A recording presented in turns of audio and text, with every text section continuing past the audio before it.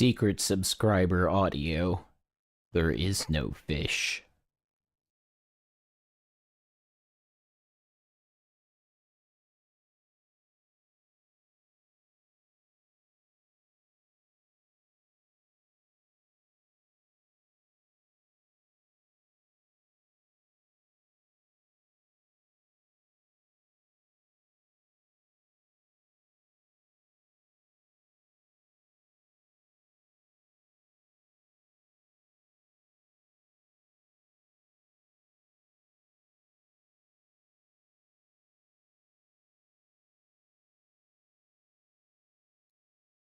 You're gonna come in here and explain to chat what is in these things.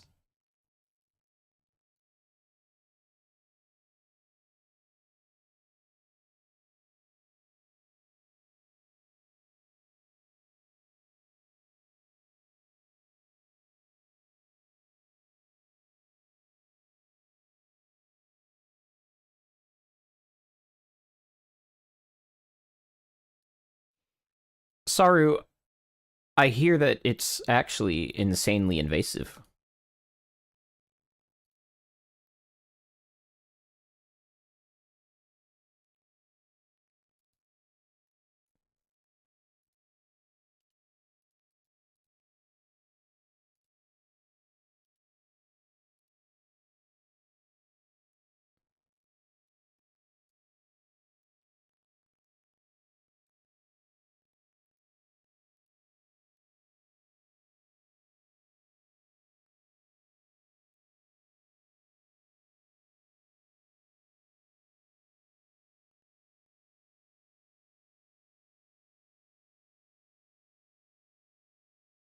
Hey chat, what's up? Why is everybody in chat jorking it? Not that I mind. Not that I mind you jorking it, but why is everyone in chat jorking it?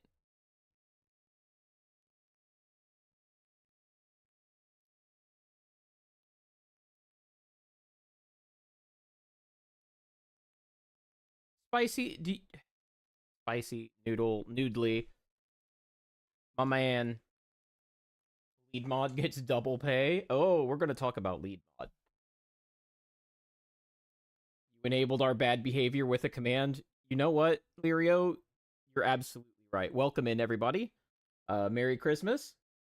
We don't say that secular holiday shit around here. It's Merry Christmas in this channel. And if you want to wish me a Merry whatever you celebrate, that's fine by me. I would rather have everybody's parties go by name than generic secular winter celebration. Those of you with kids in school, you know what I'm talking about. Oh yeah. Yeah. Where's where's what's his face? Where's Cereal? Cereal needs to hear that one. Oh well. I have a feeling Cereal feels the same. Oh, waifu, you need to get in here and explain what's in this drink. Because I have a feeling I'm going to be fed more than one, and chat needs to know what they're in for. By the way, free seagull today, and that's why. What a week, chat. What a fucking week. I made it busy on my own. Like, it's literally my fault. But, I got a whole week of my clients not being in the building, which means I can touch stuff that they normally need to do their daily tasks. Doodle redeem win. That ain't a bad idea. That ain't a bad idea.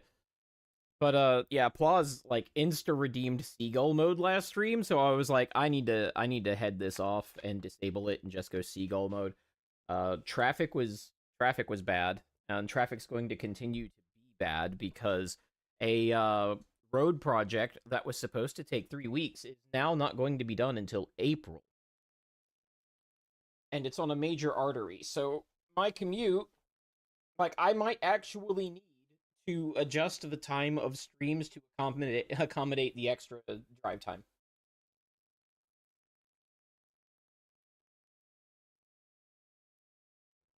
I've always been cutting this too tight. I've been cutting this stream too tight anyway. I realized today, because it happened again today, when I get home, there is just enough time to like make sure OBS is configured correctly and then hit go live. And if I didn't have any time at work, like over lunch, to write down what it is I was talking about that day, I basically don't have stream prep. So that's my bad. I'm going to start pushing streams back later, which I know for some of you is not tenable. Or I've got to pick a different day. It's got to be one of those things. But I'm not getting my stream prep time in. Yeah, see, like I would lose Noodle, Kaviri. I mean that's already bad. I would lose Lirio because like he goes to bed early like I do.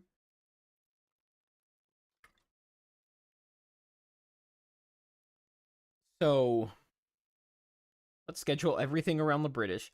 You're right. Like I would get extra monkey. I would get extra monkey if I streamed later. But what I'm thinking is I switch the day and keep the time. That's my solution. Right now I'm just not getting adequate stream prep and it shows.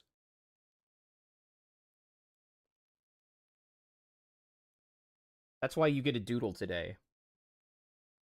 I even know, like, I wanted to talk about the Twitch lead mod thing today, and I just, like, didn't have enough time to get, What are you talking about? I just... God, he's so soon to rate. I just talked about how wonderful it would be to have, like, extra monkey time. Because it would. I'm giving in to his kayfabe. Does that make me a streamer? On the note of lead mod, Saru, I'll give the monkey a little attention. On the subject of lead mod, how's that going over where you're at? You know what I mean. Oh no, waifu's never getting lead mod. That would go to Plaus first.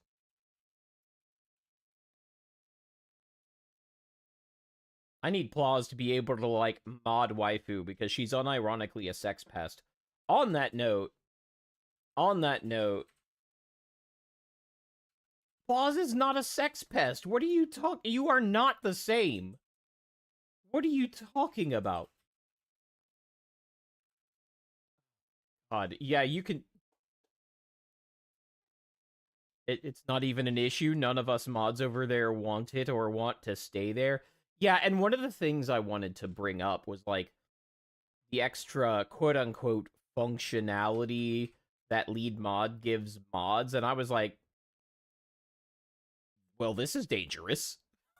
Like mods already have a lot of access to the streamer, and now lead mods like they can negatively affect the channel in significant ways.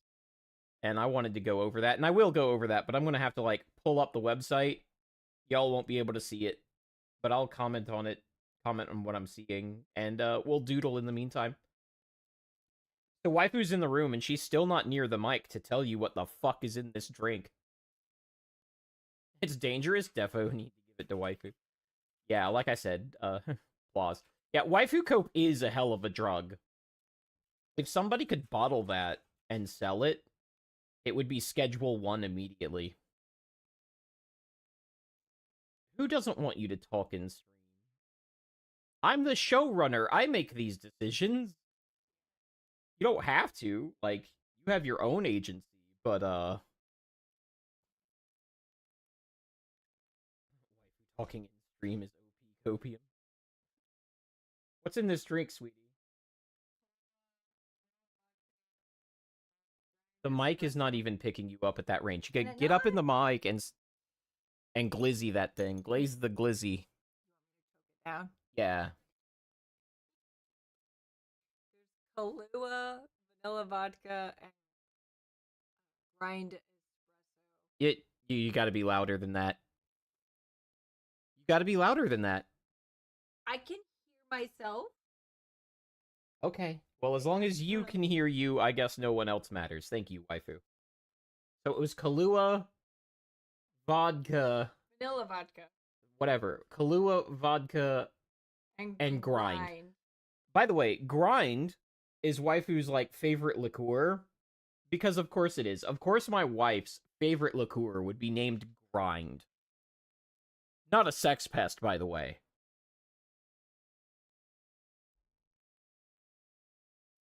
Anywho, that she filled like a wine glass with that, like an entire wine glass, and gave it to me.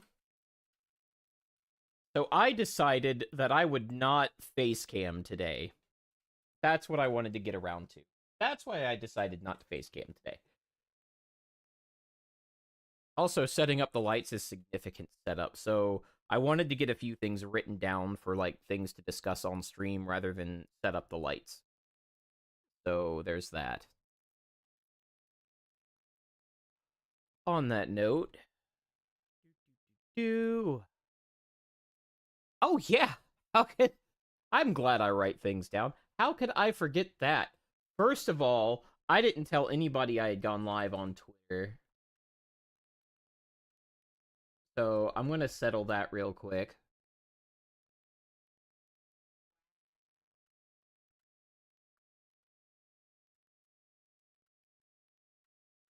Oh, hey Snacks, what's up? Hey Plaws. That sounds kind of vile, not gonna lie. It is not the tastiest cocktail I've ever had, but as far as all liquor cocktails go, it is palatable. Chat. Chat. Chat. What's my go live message? Since I neglected to do it and you're all here. What's my go live message, everybody? Eh. Cock. Alright, I'm going with that one.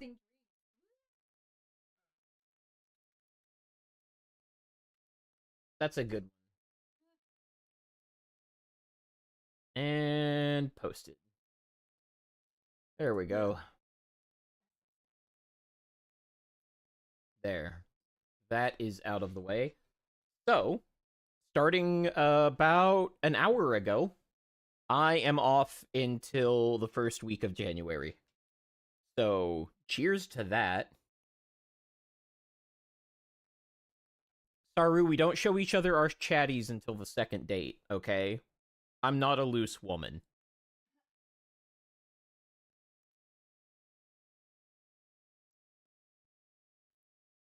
I'm gonna need to cut that with some soda. Shit.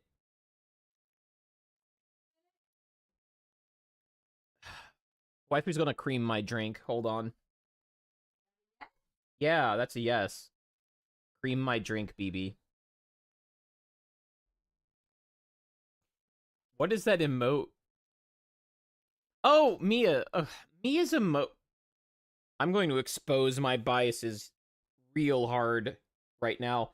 But Mia's emote looks vaguely ship girlish at that size.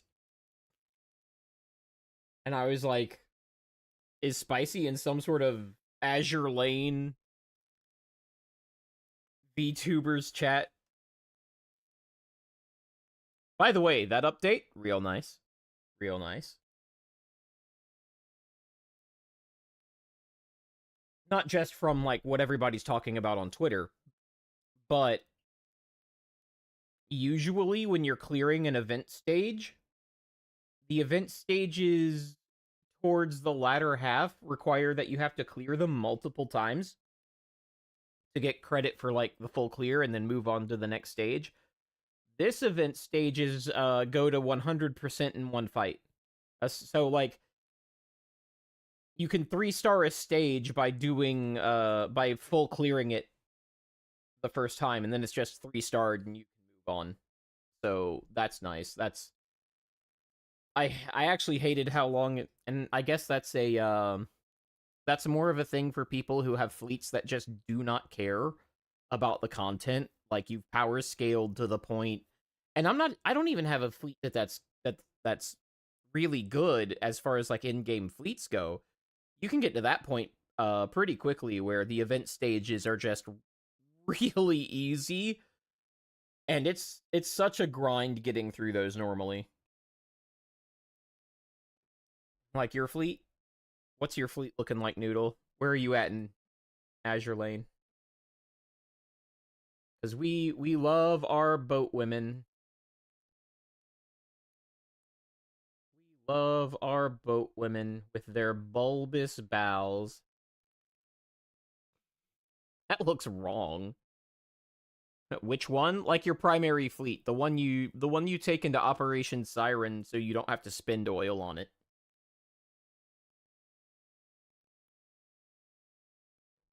Gun girls are better. I will enjoy you showing me proof of that later on. I'm sure you have excellent receipts, and I am willing to entertain the argument.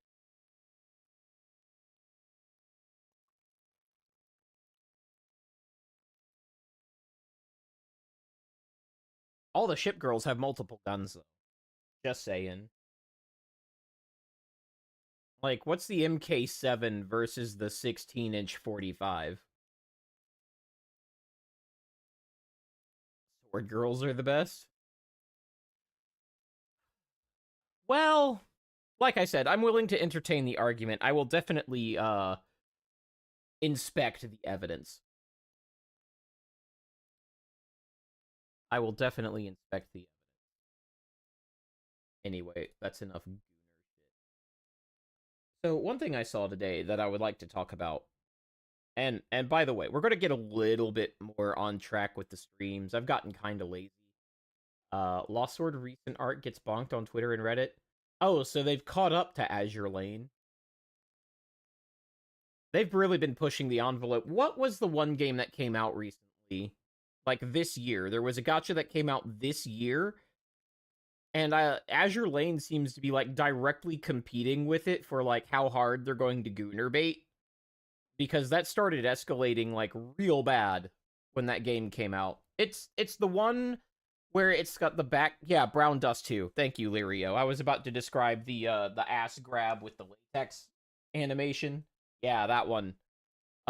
It feels like ever since Brown Dust 2 launched, Azure Lane's just been going extra. Musashi, Yorktown 2, Unicorn, Aegir, Udachi R, and Blue Cheer. That's a pretty good fleet.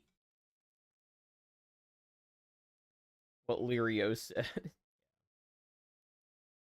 There was a recent one with a thing I won't read because I took the sexuality tag off my stream.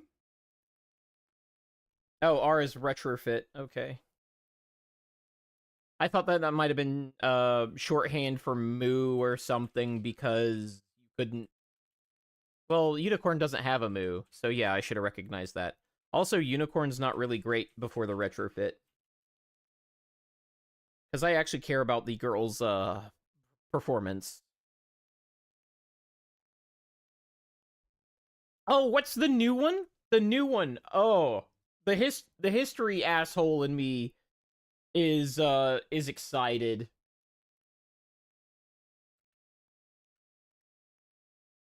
Because William D. Porter is now a ship in Azure Lane. And for those of you not familiar with the William D. Porter, it's like one of the most unfortunate Fletcher class destroyers that ever existed. Maybe the unluckiest ship in World War II. It fired a torpedo at the president. Fortunately, the torpedoes we had at the time were absolutely garbage and he was fine. But then the Iowa told her to go home without an escort. You gotta fuck up real bad.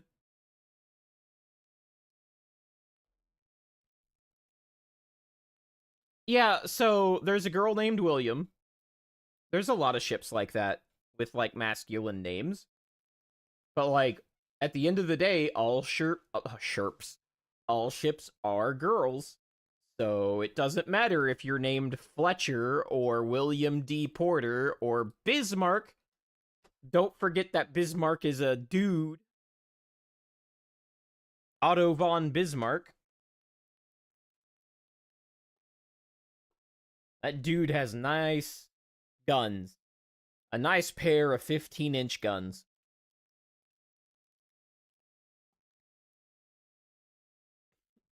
No, he isn't. God, I keep trying to get to the topic at hand.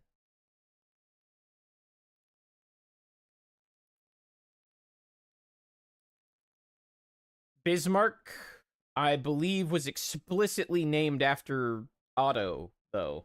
Like, not. The ship itself was not named after the place.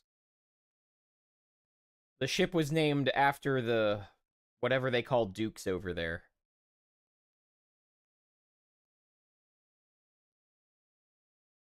That's my understanding of Bismarck's naming. Fuck it, I'll Google it. I'll do it live.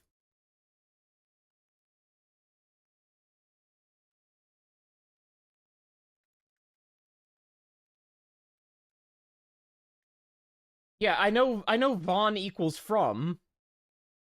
Yeah, it was named after Otto, okay? Like, come on now. Come on, chat. Come on, that's an easy one. I entertained you with the Google search, and yes, I did read past the AI response portion, which was also accurate this time. Ooh, we're going to talk about AI too.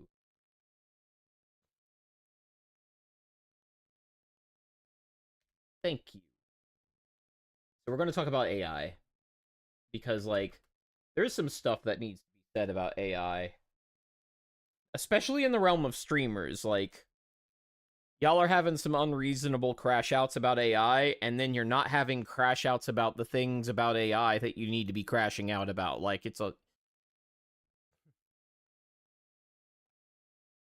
I'm very, very weak in. No, I didn't have to Google it. I gave the answer before I Googled it. It was just. I was being gaslit by chat, and I was very vulnerable to that.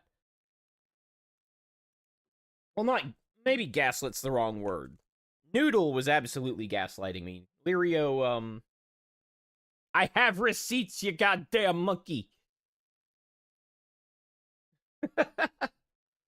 The alcohol's working, can you tell? Let's hope this VOD is not also killed. I need the CPEs, like, bad. On that note, one of the reasons I'm announcing that I'm away from work is, what are we going to do about that, chat? Extra streams? Because I'm feeling extra streams. That's what I'm feeling.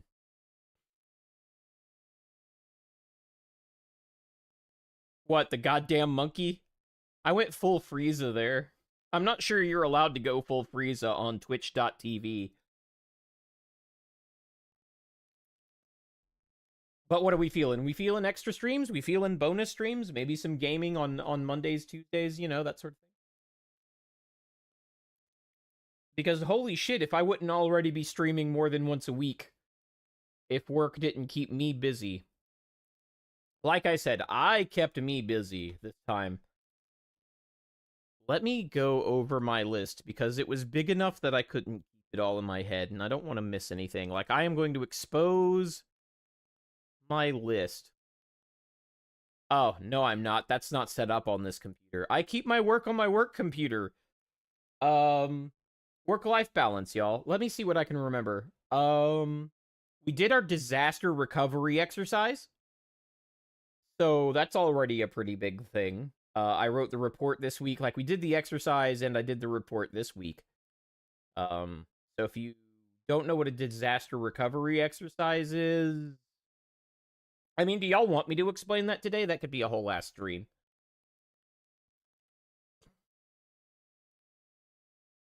Waifu, I wasn't going to talk about that. See, this is why Plaus needs to be super mod, is so he can mod mods. Is that even a thing super mods can do? I wasn't going to bring that up, Waifu. Let's just start the discussion on lead mods. What are they allowed to do? They can. Let's test it. Fuck it. How do I promote you? Whatever. We're gonna go over it, and then I'm gonna promote you. Boyfriends? Probably. God, imagine if you sold your lead mod. Imagine. Don't bring me food. I'm gonna be munching straight into the mic. Come on. Come on. Yeah, my resistance is very low. He's bringing me popcorn shrimp. I'm gonna get away from the mic. Oh, some VTubers are selling it, Saru? Name names. We name names in this chat. Who's selling their lead mod position? Alright. Just for you, Noodle. I'm not sure that picked up.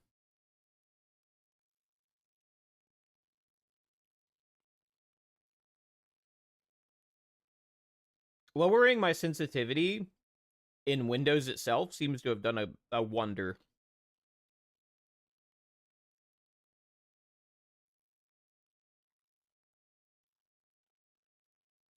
Saru says not sure how many are serious. Oh, the Twitter quote treats. Yeah, we can't really take those seriously, can we? But yeah, I've been getting pretty lax about like actually making the content cover the 8 domains. There's some streams that I won't be reporting to ISE2. But we'll be going over some real shit today.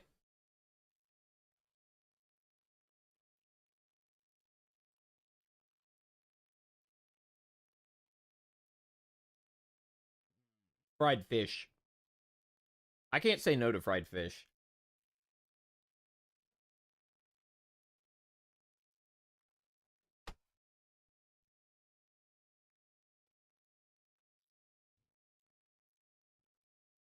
Now, anyway, I'll be saving the rest of that plate for the ad break. Thank you, waifu. I've been playing a lot of Valheim recently, which is something my lead mod would know. And, I had a point to that, but I already forgot it. Anyway, can we lead mod Plaus now? How do we do that? How do we do that? Where's Plaus? How do I lead mod Plaus? Show mod icons. Manage moderation settings. Roles? Community roles manager. Oh yeah. Plaus. Lead moderator. There we go. All right, Plaus. Now tell me what you can do now so that we can have this. Let's fucking go. There. Unironically, Plaus, like, waifu gets a bit silly sometimes. Lirio, the term Plaus hammer goes so hard. Plaus banning for grammar sounds real? Too bad he still cannot ban the broadcaster. Oh, come on. Come on. Nope, you put that back right now. You undo that right now.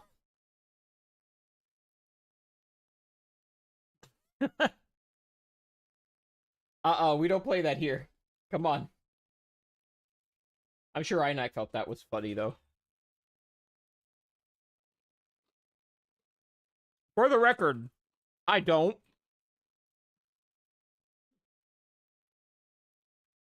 That millisecond ban fucked mobile Twitch. Dude, what does not fuck mobile Twitch? Just for that, as soon as I get VIP, like, Inak's getting one. It was just a... Waifu, you are not allowed to, like, random caps SpongeBob quote people. Yeah, you have a hammer. And apparently Inak was looking like a nail.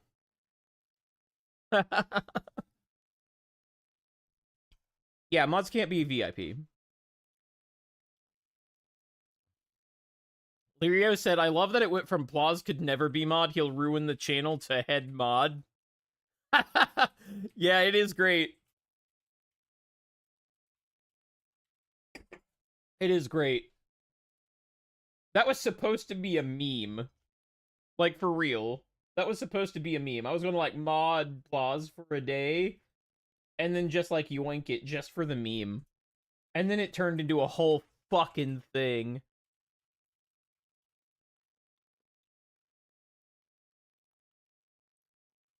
And then Plaus is like actually doing a good job. Aside from like joke banning Inac anyway. Bad, but not enough to lose his hammer though. It was kind of funny, but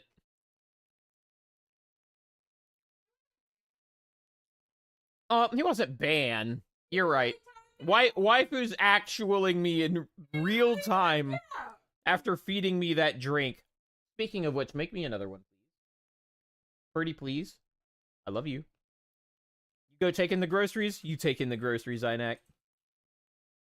Yeah. 600 is like 600 seconds is a huge timeout though. A huge timeout. I associate that with a ban because usually if you see a person in like, let's be real, if you see a person in chat, it is default. But like if you see a person in chat get a 600-second timeout, generally you will see the message user was banned immediately following it.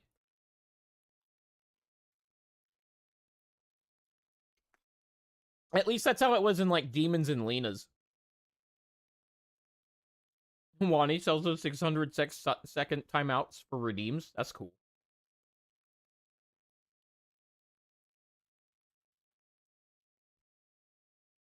Anywho, I said I would leave that for the next break, and I need to.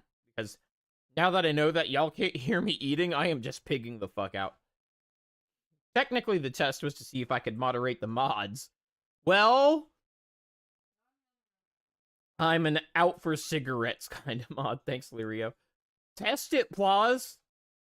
Waifu needs correcting. Anyway, let's read this. As of today, the lead moderator role has been added to help streamers manage their mod teams and take on additional aspects of community moderation that were not previously entrusted to all moderators. When new channel roles are introduced on Twitch, the updates for user identification may affect third-party applications, especially chatbots and moderation tools. Alright, what's changing? I don't want to read that corpo speak anymore. Users with lead moderator role in a channel will be given the new lead moderator chat badge. They can, however, choose to use regular moderator chat badge, so you can go stealth mode. So apparently the lead moderator can choose to use a sword and just be like stealth. The new chat badge can be identified, blah, blah, blah. If you operate a chatbot, how does this affect it? Really? Alright, what does the lead moderator role do? Alright, lead moderator. Manage the mod team, adding or removing other moderators. Add or remove the VIP role from other users. Access all channel moderation settings, all of them. I think he did. Because he can take your mod powers away, but he can't, like, mute you before he does that. Yeah, all of them. Access all channel moderation settings. Note, the one exception is that private blocked terms will remain visible only to the channel owner. Delete mod comments, including by other lead mods or the channel owner. Holy shit. All right, pause. We're gonna test that out. Delete me. You know what's really funny about that, Plaus, is it did not tell me that you removed them. It says on my chat right now, Plaus granted moderator privileges to Waifu. It did not do that for you removing them. Oh, it's delete mod comments. I don't know what a comment is as far as a message. Like, we're testing this real time. So, like, be aware, streamers. Let me check the native and not the OBS. Let me make sure they're not different. Let's go to let's see. Scroll down. Oh yeah, that's the same in native. So streamers, beware, you will not get a notification. You'll have to check the mod actions. You will not get a chat notification if your super mod removes mod privileges from one of your other mods. You will get one for granting, but you will not get one for removing. So that's neat. That's neat. That is dumb. I agree, Plaus. That's dumb. It should tell me what my mods are doing to my other mods.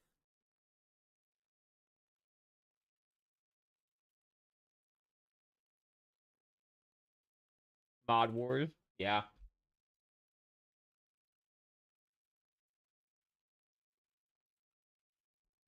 The only real useful thing in that whole list seems to be add or remove the VIP role. It will be funnier in some channels that way, though. That's what Kaviri says. Example. I want an example. I just think it's a bad idea to, like, only show the grants and not the denies because, like, let's be real, the streamer's not watching that closely. Like, there's a lot to keep track of back here. And not all of it is shown on the, Oh, wow. So Waifu says that basically her mod privileges being removed, like, crashed her stream. She showed me, like, like, go to the Discord. Go to the Discord. She gave us a screenshot. Came back and refreshed after he gave me my mod privileges back.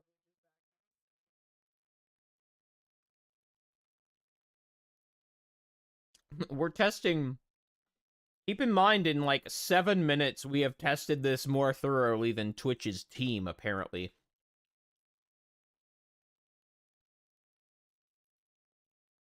Let me go back to the default interface, because I don't even know what a mod comment would be.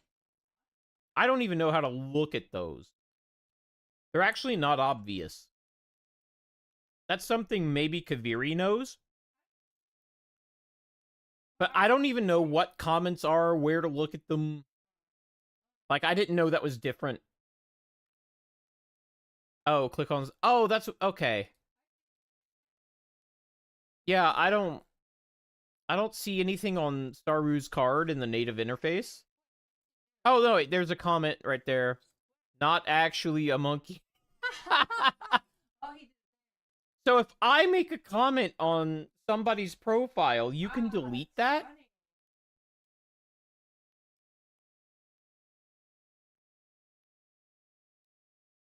Internal comments that mods can share. That's so fucking toxic. Like, imagine shit-talking a regular in the comments. Because you're not a super mob.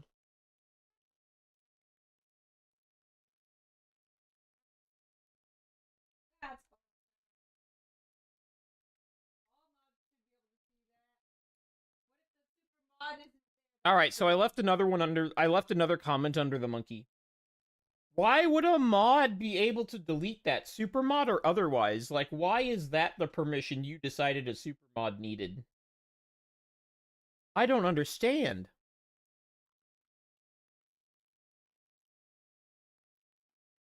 Oh yeah, it's gone. Why can you do that? Like, I don't use that feature anyway, but that seems like really pointless. That seems really pointless. Good job, Twitch. By the way, it did not give me, like, a secret chat message that only I can see for any of those actions. Just so you know. I have no idea when you add, like, comments to, like, my chat. Waifu, I know it's to keep tabs on troublemakers, but you could have, like, an entire shit roast. Like, you could just roast a user in comments, And the streamer would never know unless they check the comments.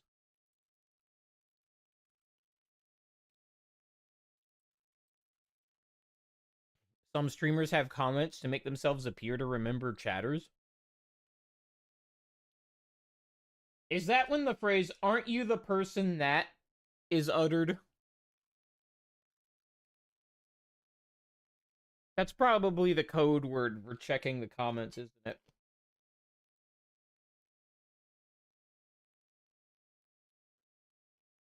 I don't think they have access to dashboard analytics. By the way, anybody joining in, we're like live testing the lead mod feature. Inex says, I still can't carry 4 gallons of milk one-handed like I used to. Damn, bro. I feel that.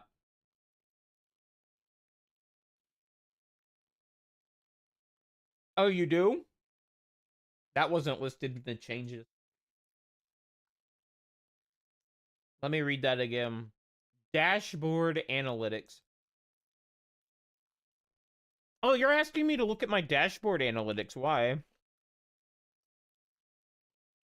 I'm not leaving my stream manager. Let me control click this.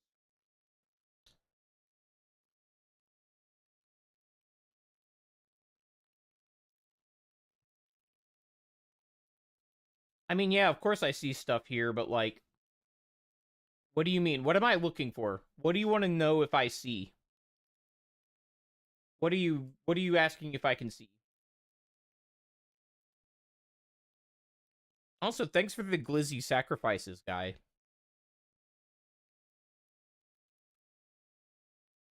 I like all of your glizzy sacrifices.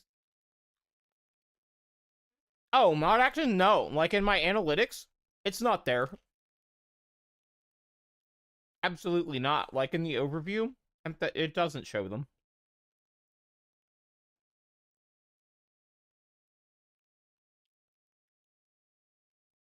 It doesn't show them. I mean, I could go into mod actions. If I go into the mod logs, all it shows is when INAC was timed out for 600 seconds. That's literally it. Thanks, INAC, for your glizzy sacrifice.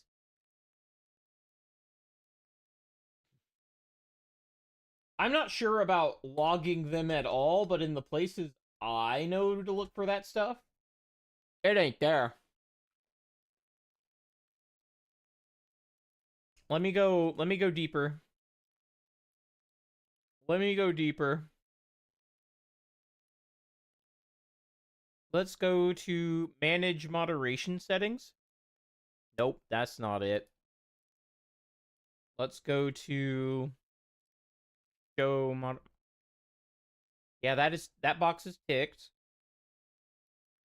Review recent raids, review requests, review unbanned requests, manage mod settings. Start sharing chat. Pop out chat, chat highlights, chat appearance, deleted messages. I can check deleted messages. Or I can change the settings on those. No, I don't have VIP slots yet. I gotta be a partner to get those. Anyway, no, it doesn't log the oh wow. It only logged the timeout. Nothing else was logged. Oh, I don't have to be partner? Well, whatever metric they have, I don't. Yeah, I don't have that. I don't have that metric. Rip me. But the point is, the only log that I can see where I know how to look.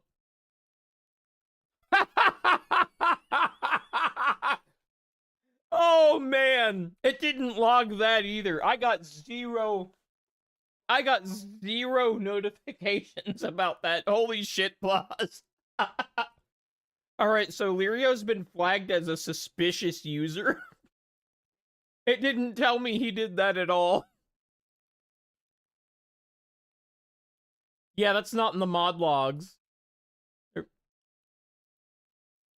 That's not in the mod logs at all. It did. Keep that there. I like that he's highlighted in orange. He's right, you know. Damn. Oh no. Claus is BRBing. What is he up to?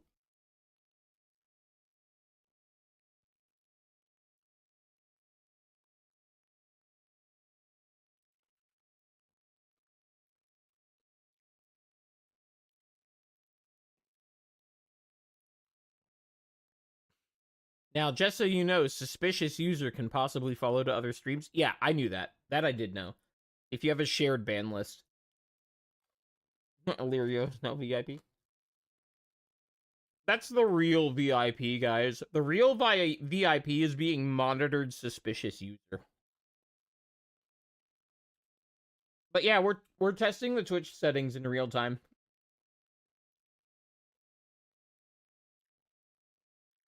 Only if you share a list, yeah.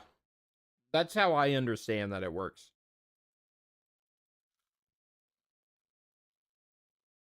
Yeah, you could ask Guy that. Sure.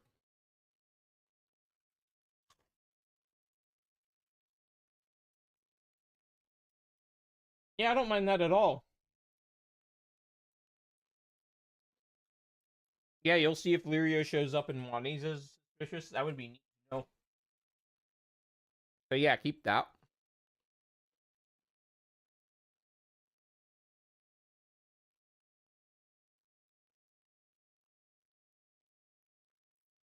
Onion rings are loud. Alright, that's enough of that. I lied, guys. I ate that whole plate. I have no self-control. On that note, waifu, can you give me another drink?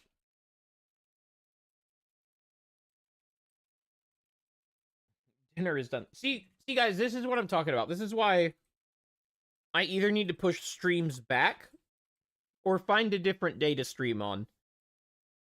Because I do not get home in time to, like, have dinner and then stream. Come to think of it, Nero also gets his cereal delivered to him while he's on the stream. So maybe that's a pretty common problem. But, like, yeah. Yeah, I need to find a solution to this because I don't even have time to do stream prep. So there's that. That is an issue. That is just an issue, plain and simple. Plain and simple. Maybe if you paid waifu. Oh, she gets paid all right. She gets paid in silicone, glass, and stainless steel. So she gets paid plenty.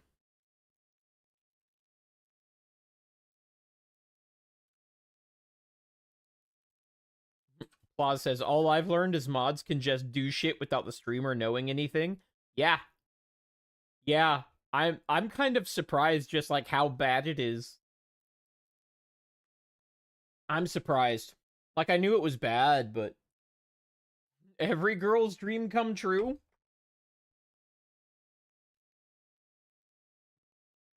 Kaviri, we knew that they could do like stuff. We just didn't know how bad it was. Like this is the lead mod position, guys. We just had him test a whole bunch of shit that only the newly minted lead mods can do. And almost, like, actually not almost, none of it is logged because regular mods can time out for 600 seconds.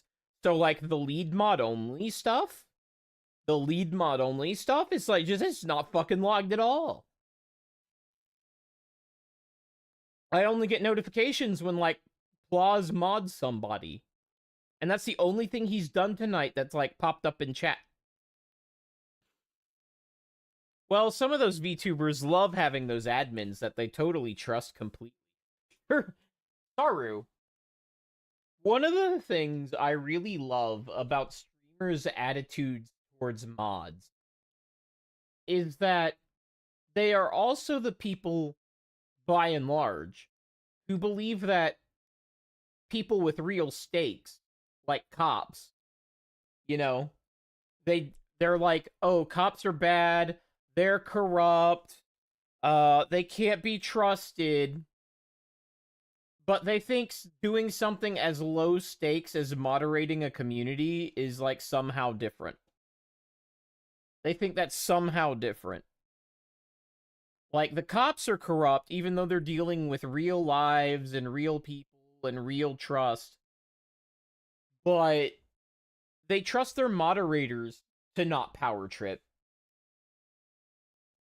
I Smart cookies in this community. Smart cookies. So now I'm very well aware of what my mod team, but especially Plaws, can do without me being notified or checking up on it. So I'm actually going to recommend this to streamers.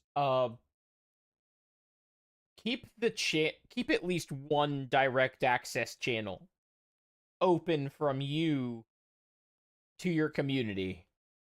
I'm just going to make that hard recommendation right now.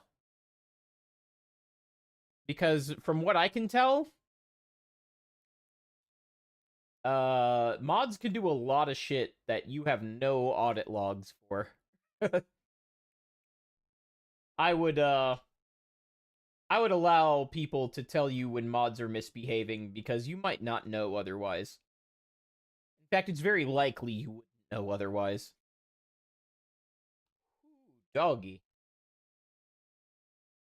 The thing is, the stuff that isn't covered is stuff that I would have to check every single active chatter for toxic comments and all that stuff. The user themselves aren't going to see those notes. Clown admin. Yeah, admins are clowns. Yeah, kinda. Yeah. I just like, if people handling stuff as serious as like cop work can be considered to be compromised by default, it's really weird how like mods are considered clean by default in this community. This community in air quotes. Which gets me into the topic that I was going to try to do. Okay? This is the topic I wanted to do first. Let's get a new canvas.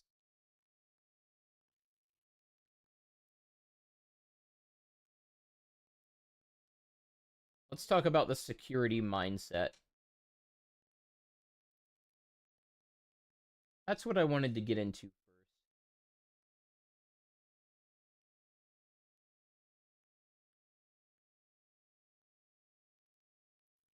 Because every day, every single day on Twitter when I'm in VTuber spaces, and especially VTuber spaces, like I don't see this in other streamer spaces, I see comments like this. How could anyone, emphasis on anyone, do bad thing X? And I see these comments all the time. Now, I have two ways to interpret this. You're participating in helpless woman kayfabe.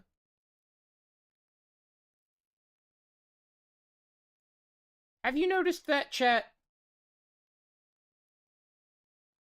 Have you noticed how many feminist streamers participate in helpless woman kayfabe? How could this happen to me? I made my mistakes. Yeah. No, you don't waste your time on them. True. Women? No, just the singular woman. They're a hive mind anyway. Keep in mind they can also deny your ban appeal without streamer noticing. I didn't know that. I didn't know that. That is very interesting.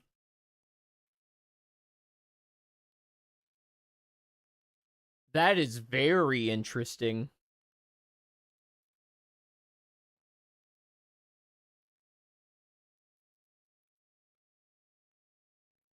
Huh. You'd be seeing my noggin jogging if I had the face cam on right now. You'd be seeing my noggin. Boy, that sure does, that really makes you think.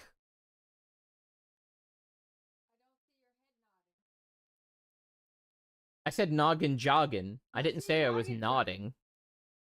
It goes bye-bye after denied. Woo-hoo-hoo. Audit your mod actions. No, I do not need more food. I do need another drink. That's really interesting. So basically what you're telling me is not to have mods. Like, the second I pop off, I've got to demod waifu and applause. or just accept the fact that they're going to power trip from time to time and just be okay with that. Those are my options. Those are my options. Anyway, I have two ways to look at this. It's either helpless woman kayfabe, or they actually don't know.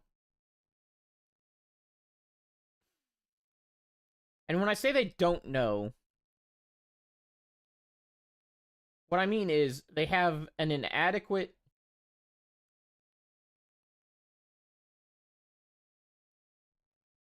understanding of evil. Whether that's from lack of experience or cope or whatever. Or maybe it's because they bought into the nihilist zeitgeist. It doesn't matter. They have an inadequate understanding of evil. Because, like, zeitgeist is a thing. Like, we've been spending how many years denying that evil even exists as, like, a fundamental concept? So that could be it. If there are no moral judgments, objectively, then evil can't exist. Power tripping is actually good. But then the rest of us would leave to waifu. Yeah, waifu is the real boss. Evil not existing is the main problem with liberalism. Yeah, because that's a thing you could believe if you never encountered evil, which is why I think so many liberals are like the cul-de-sac kids. I think that's why that is because the cul-de-sac kids have never actually run into evil before, so it's possible for them to deny its existence. Like, they're not high enough up on the socioeconomic ladder to deal with, like, other world leaders and experience it that way, and they're not low enough to deal with it on the I don't live in a gated community level. So they're, like, in this safety bubble where, like, evil just doesn't... It literally doesn't exist for them. Outside of abusive parents, they've never encountered it. For the most part. And I think that's why that category of people is overrepresented by middle class and upper middle class children. Trust fund kids in particular. That's a good ratio. Thank you, sweetheart. Well, it's a good ratio. Thank you, sweetheart. And when I say, like, denying the concept of evil, I have seen streamers, not streamers, we'll say, I have seen artists do the following, and also streamers. So, like, artists and streamers, I've seen them both do the following.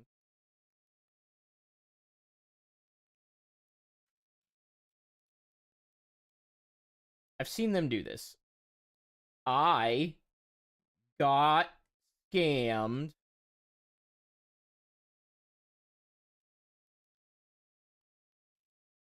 in a transaction.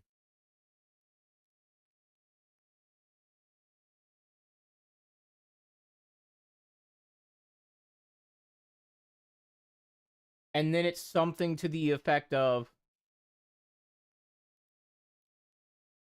this is my fault, actually.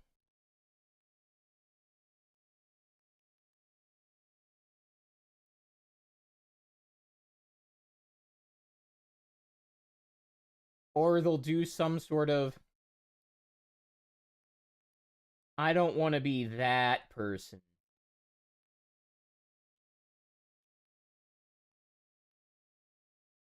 I don't want to be that guy that tells people that other people just literally scammed me. No, I don't want to be that guy. I want to take the high road. And what this really means, the I want to take the high road, I don't want to be that guy, what that really actually means is I want to pretend that there's a world in which this person's actions towards me aren't evil so that I don't feel justified in doing the things that would help me. Or I joined a VTuber agency and never got paid. Yeah, many such cases. Many such cases. So the security mindset is fundamentally different from this. The security mindset is, let me erase all this.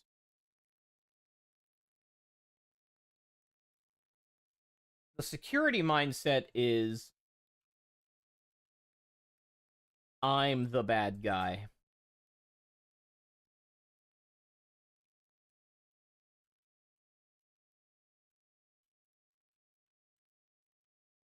What would I do to me?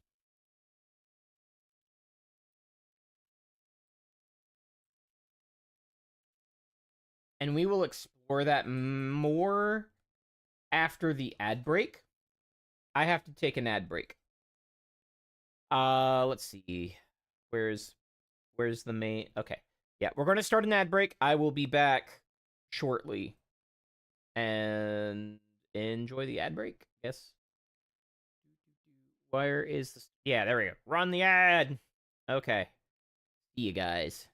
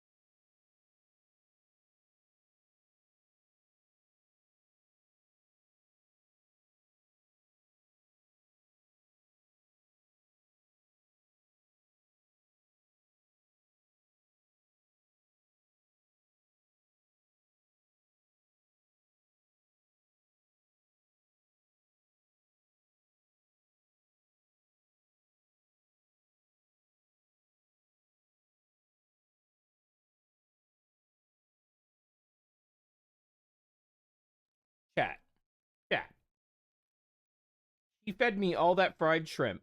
She fed me all that fried fish. She gave me the onion rings. But she kept the sweet potato tater tots away from me. I don't know if you can hear her protesting now.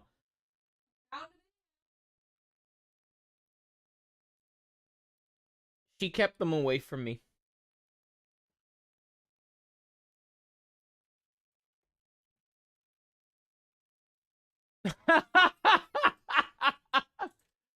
Oh my god. That looks so funny. The suspicious user highlights. You were not immediately flagged in Guy's channel. That is good to know, Lirio. See, we figure things out on this channel. We can only hear woman sounds. Very, very nice, Noodle.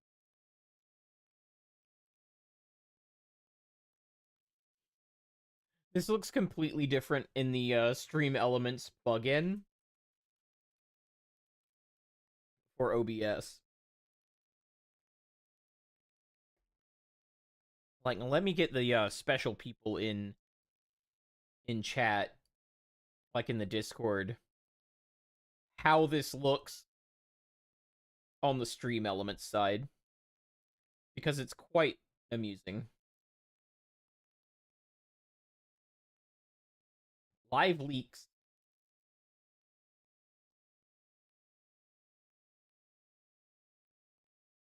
So Kaviri linked me a thing. Yeah, I don't see this in my analytics at all. I don't see it.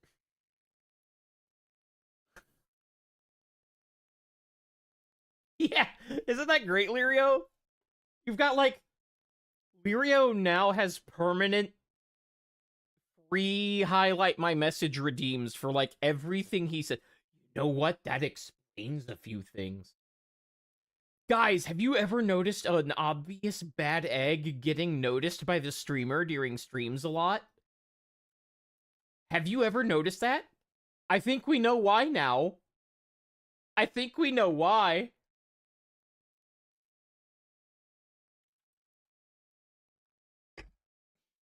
We know why now. It's, yeah, that's what I see on the native interface. That's what I see on the native interface is like the orange. But in Stream Elements, the window I get in OBS from Stream Elements, it's even more obnoxious. You can actually see suspicious user highlights in Fillion's chat. Really? Really? I didn't know you could make that public. That's pretty cool.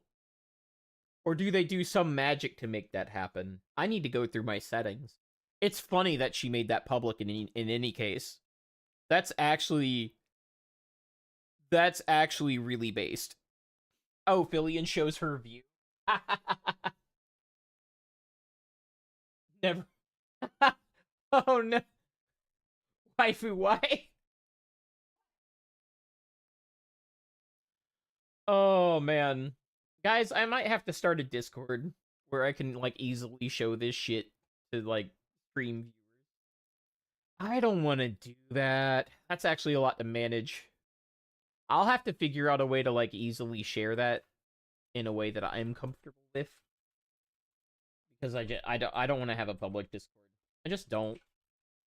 For a lot of reasons that I've gone over. But like when you're in the security mindset, you're like, I'm the bad guy. What would I do to me? So when I'm walking around like my office and I see a doorway, I mean, they actually do kind of look like this. Those like arched old style doorways. I see a doorway, right? And I go, Yonic architecture, I guess. Let's put the keystone in there. There we go. And then I look at this doorway and I'm like, man, if I were an active shooter, I think Spotify's a little loud right now. If I were an active shooter, I would love this door. And that's what I think about. Or like, if I see a really narrow hallway, and like, let's say this hallway is 100 feet because it's like an outdoor alleyway. All right, let's not call it a hallway because like there are outdoor alleyways where I work that are like that are like this, and there's no way to leave them. And my first thought is, this is a kill zone.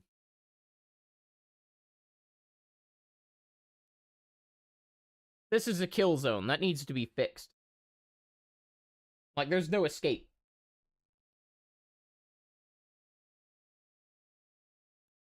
When we had our first active shooter scare where I work, because there's been, like, some scares and, like, some real ones, but we had the first one. The first thing I do is check the door down the stairwell to see if it's been locked from the outside. Because that's a thing people do. It's like, because that's what I would do. It's like, all right, I've got this public access area. First thing I'm going to do before I go in is plug up the emergency exits. And then I know exactly where to go to cause as much damage as possible. Like, that's how I think. Because that's how I'm paid to think. Because you cannot remediate threats if you can't see them.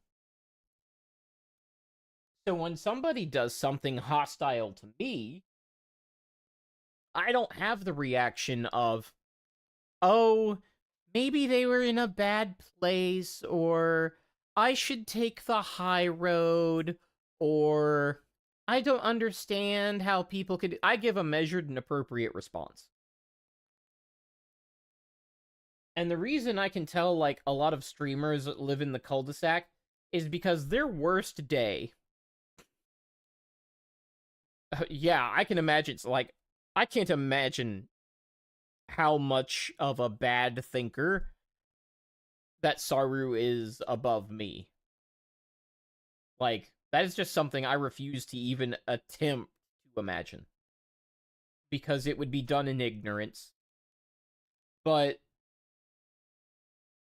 we've all seen those streamers where, like, if you told them to give you an example of the worst day imaginable,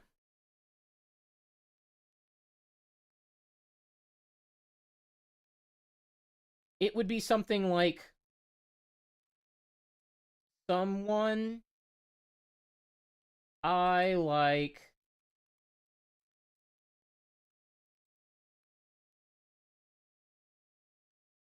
disagreed with me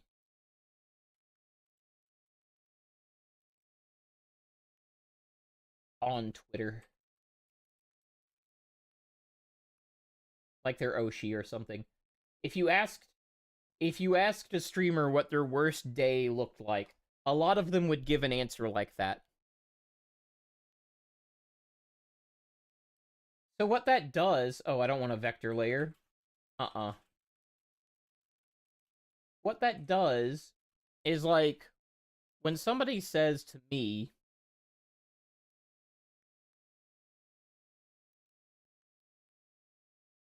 what's the worst that could happen? You know when somebody has a bad idea and you're like, hey, you shouldn't do that? And they respond, what's the worst that could happen? It's because in their head, they've worked out their worst case scenario. They've worked out their worst case scenario. And it is the most rosy, beneficial outcome that I could think of.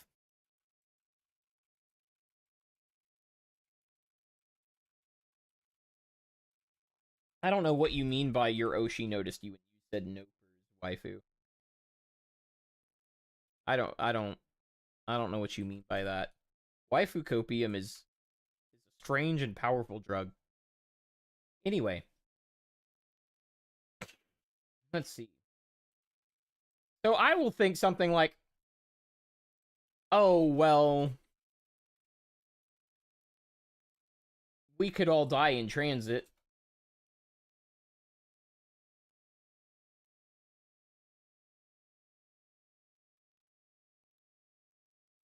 You know, that's like one of my typical answers to this question.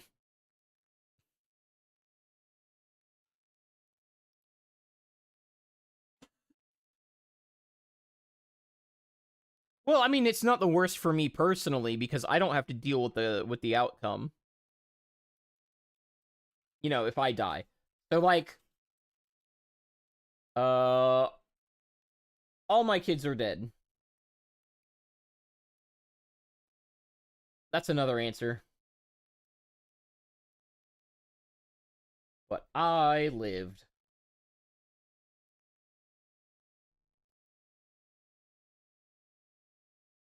Because like quick or slow death, you don't have to deal with it when it's done, right?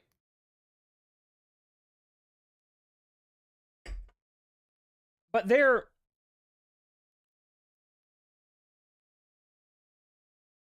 and it's not a negativity thing, it's an awareness thing.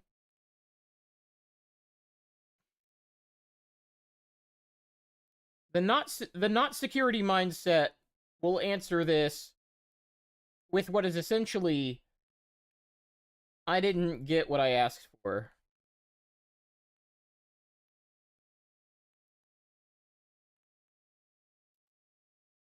These are like the worst she can say is no, bros. No, that's not the worst thing that could happen. That's absolutely not the worst thing that could happen. The worst thing that could happen is you could end up on the Duke lacrosse team. That's the security mindset. That doesn't mean you don't take the risk. It means you're just aware of the potential consequences. That's what that means. And there's a lot of people out there that are not aware of the potential consequences of what they're doing. And it shows in their language, and it shows in how they handle situations, and it shows in their fear. Because, funny enough, the people who lack a solid concept of evil tend to be very afraid of normal interactions because it represents their worst case. Like I said earlier, you know, you ask them what their worst day is, and they'll say someone I disagreed with me, like someone I like disagreed with me on Twitter. So because they lack a fundamental firm concept of evil, what happens is if you disagree with these people on Twitter or something, their worst day is happening, like in their head. Like, if your worst day is that, like, you lose an important relative to you, or, you know, maybe all your pets get cancer or something, you know, something like that, and somebody disagrees with you on Twitter, you have a good perspective on that. But if your worst day is literally someone disagrees with me on Twitter, and then someone does that, which happens every single fucking day, you're going to crash out. You're going to develop like really severe social anxiety because like that's your worst case scenario is like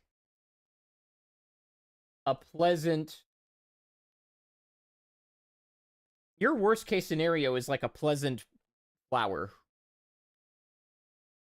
You go to the park and you smell the flowers and that's your worst day. Like by comparison. I've had this experience with waifu a lot because she does not have the security mindset. Chat, I want you to have an exercise, like if you don't believe me. Now I'm pretty sure people in my chat believe me. But what I want you to do, chat, is I want you to go to a graveyard and read the headstones. And I want you to write down Don't do this before Christmas, by the way. Wait till like January or something. You know, let's have a little ho ho ho. But what I want you to do is go to a graveyard.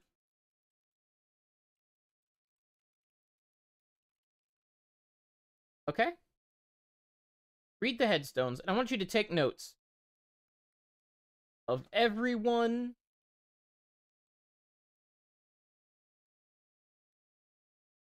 who died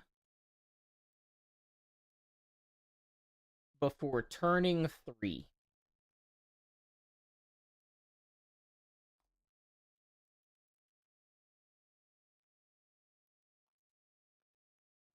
Keep a count.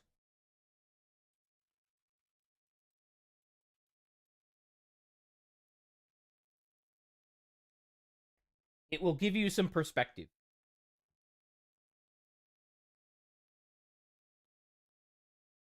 Now, what you will also find, despite what the news media tells you, all right, I can guarantee you this. You will find more old headstones where children died before they turned 3 than you will find new headstones. Even in the awful, awful United States.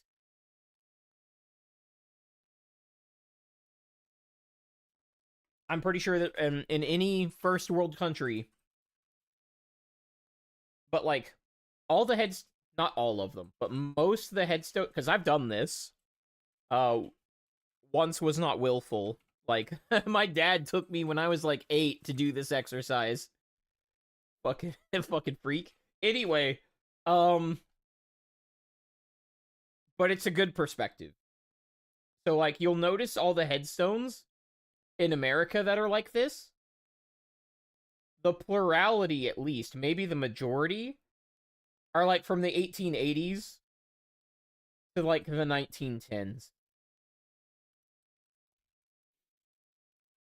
Cemetery in New Orleans is a good example. I'd imagine that before like modern medicine, New Orleans especially was a germy cesspit. Like just because of its geography alone. But like you're gonna find like a bunch of those headstones from like that period. A lot more of them than you will from the modern era. So that's something to note. Like there's a silver lining in every cloud, I guess.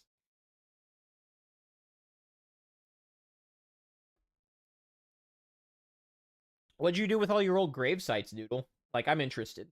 Because Noodle's saying like I don't think we have that many, or we have many headstones that old left here, if any at all.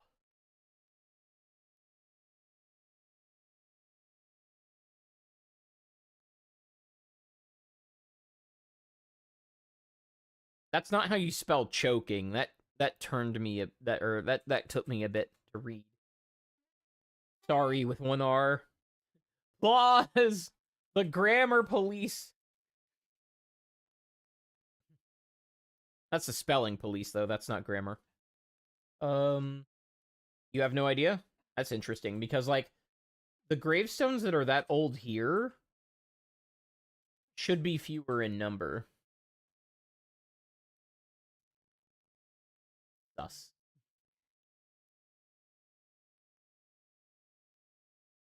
Anyway, if you want a real black pill, go do this. Because I guarantee you, whatever number you're thinking of, it's higher. It's higher. Another variant of this exercise you can do that's really disparaging. All right, this one gets really nasty. Okay, everyone who you have already outlived. You could do that one too.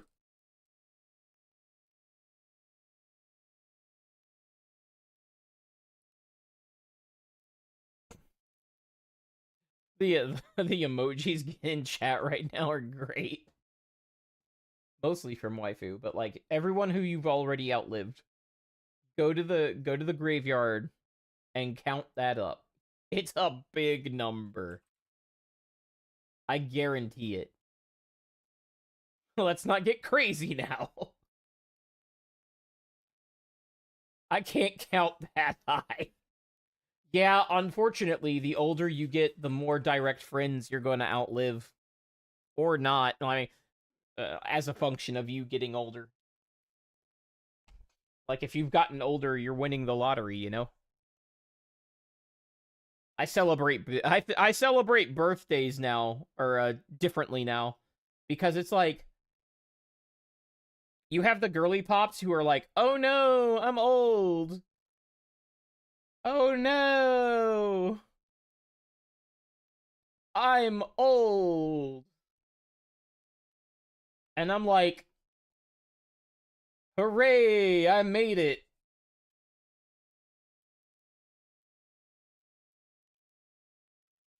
You know, very different outlook.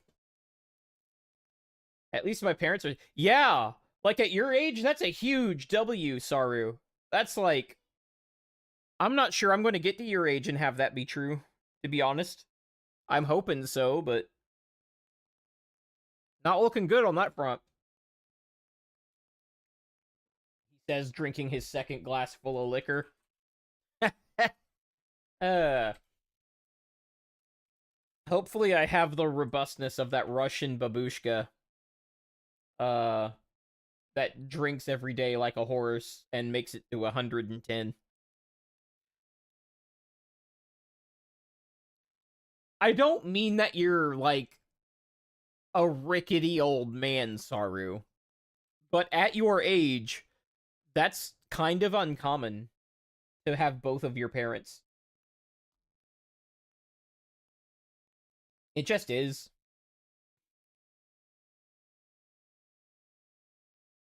All right, let's get to the next part of my list because I think I've exhausted this topic. But like, that's the security mindset. Just to like wrap it up. Yeah, compared to some 20 somethings, you are in great shape. Uh, that says a lot about the Zoomer gen. You're absolutely right. It does. I feel for them. Like, I had both of my parents growing up, and that wasn't unusual. But all of my son's friends, all but one of them, literally all of them but one of them, their parents are split. Two. Okay. Waifu's correcting me. Two. He has two whole friends whose parents are also together.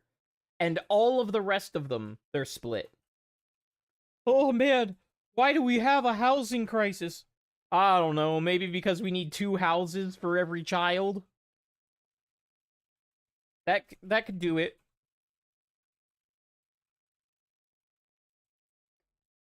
That could do it. Like, to say nothing of the immigration problem, you then have the divorce problem where families need two houses, one for each I'm not going to say this with my chest. Every selfish ass adult. Every selfish ass parent. Get rid of the kids and no housing problem. Absolutely, Saru. That is absolutely the takeaway. Maybe even three? Waifu, that's not the argument you think it is. There might be three. Look, when I was a kid, I did not know three kids who had divorced parents. Okay? That's my point. I did not know three kids that had divorced parents when I was little. And now you're like, he might know three people whose parents are together. It's not just one. Don't exaggerate. Oh, come on. Come on. But yeah, so when you're in security, you have to think like the bad guy. And that will, okay, it will reflect in other aspects of your life. There are ways to manage with that. There are ways to cope with that. I feel like I'm pretty well adjusted. But if you act like an adversary towards me, you're going to get a response that you probably don't expect. Which sucks for you, because you should expect it. You should expect it. If you were well adjusted, you would expect it. Streamers seem to have like this weird thing where they think that they're above people. And it's evident in the way they act. It's like they feel like they have the right to tell people to like fuck off, to get out of their lives, and like not just like strangers, but like people they regularly interact with. And then to like not have a proper and negative reaction to that. Like they have some sort of privilege to be able to do that without the normal social friction that comes with doing that. It's strange to me. Oh, waifu, how would you feel if you had breakfast this morning?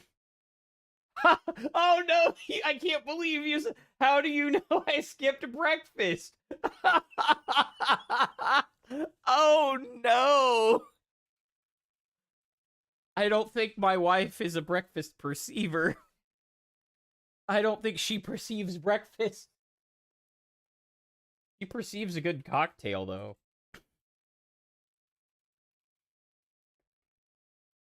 Lead mods know everything. I don't know what that means. Okay, Lirio. I will explain what a breakfast perceiver is if Plaus doesn't beat me to it. Being a breakfast perceiver is a reference to being able to understand the hypothetical question and put yourself in the shoes of the hypothetical question. And where the breakfast part comes in is if you say, how would you feel? The example given is generally, how would you feel if you did not have breakfast this morning? Somebody who can participate in a hypothetical is just going to be like, I'd be hungry. And somebody who can't would be like, well, I did have breakfast this morning, so that doesn't matter. Which is funny, because I don't think that's the own that people think it is, because I say this not because I can't participate in the hypothetical, but more like because the hypothetical isn't germane. A lot of the times people will give you hypotheticals that aren't germane.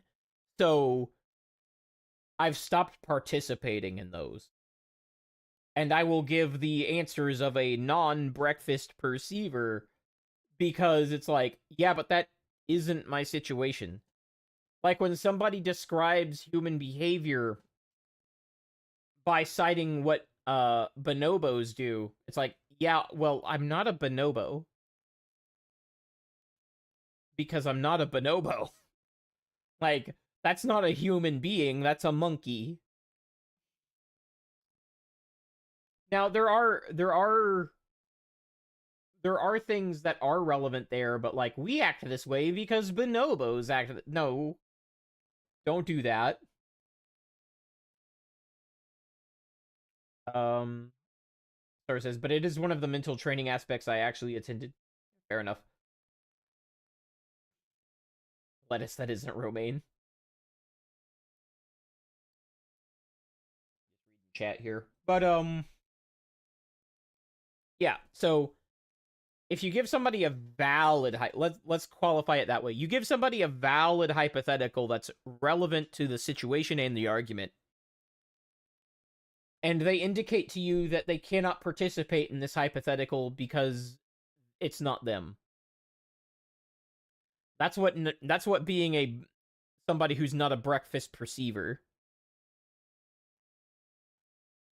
Taru, I hate that you're correct because it blackpills me. I dislike the idea that most people cannot think beyond themselves, but I know it's true. We've measured it hundreds of times. And maybe we've measured it hundreds of times because nobody else who measures this likes the results either. But we've measured this a lot. If you go to Homath's channel and his like levels of consciousness, which I don't fully agree with, but in general, they're accurate. I think it's like level 3.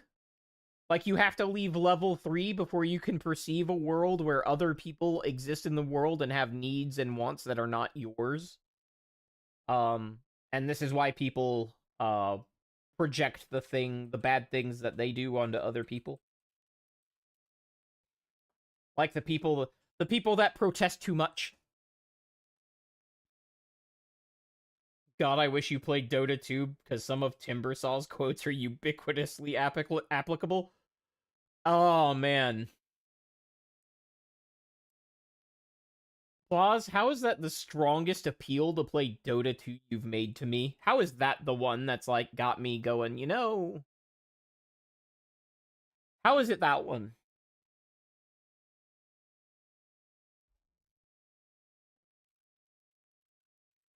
Now if I ask for a quote, he's not going to give it so that I play. Because alcohol? Maybe you're right. Maybe you're right. Maybe it is the alcohol. Autism, that's how. I won't deny that. I won't deny that. Let's find the next topic. I'm fresh out of ADHD. That's how I read this. Like, when I see this on my autism, that's how. And ADHD. I'm fresh out. It's...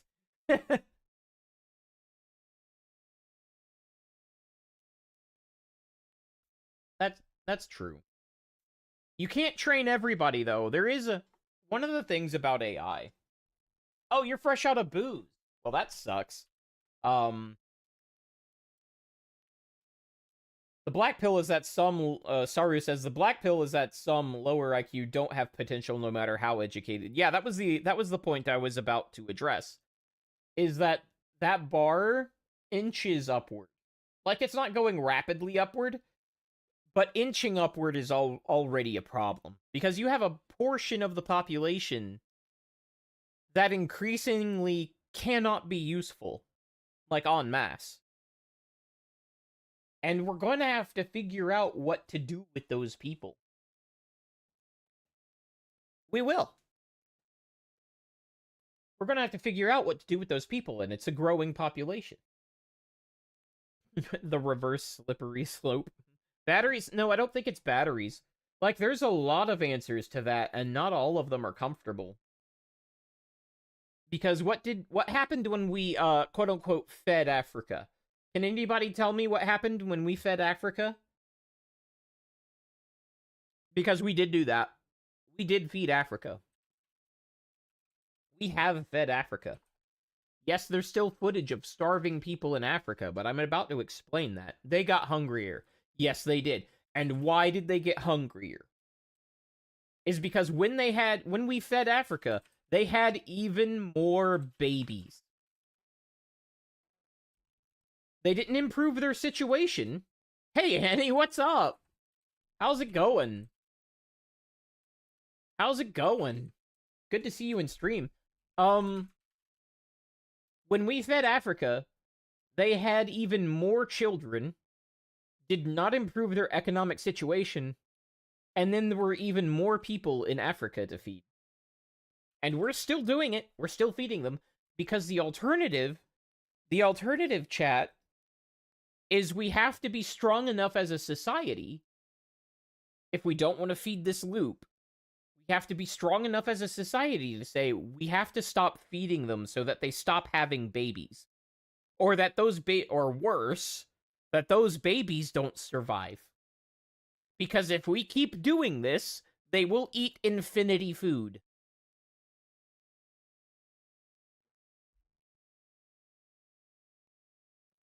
I've got 2 of my theory exams for driver's license, now only 2 practical exams left until I can drift on them streets. Congratulations, dude. I hope the practical exams are smooth, and that the person administering the exam is not an asshole. Because some of them are.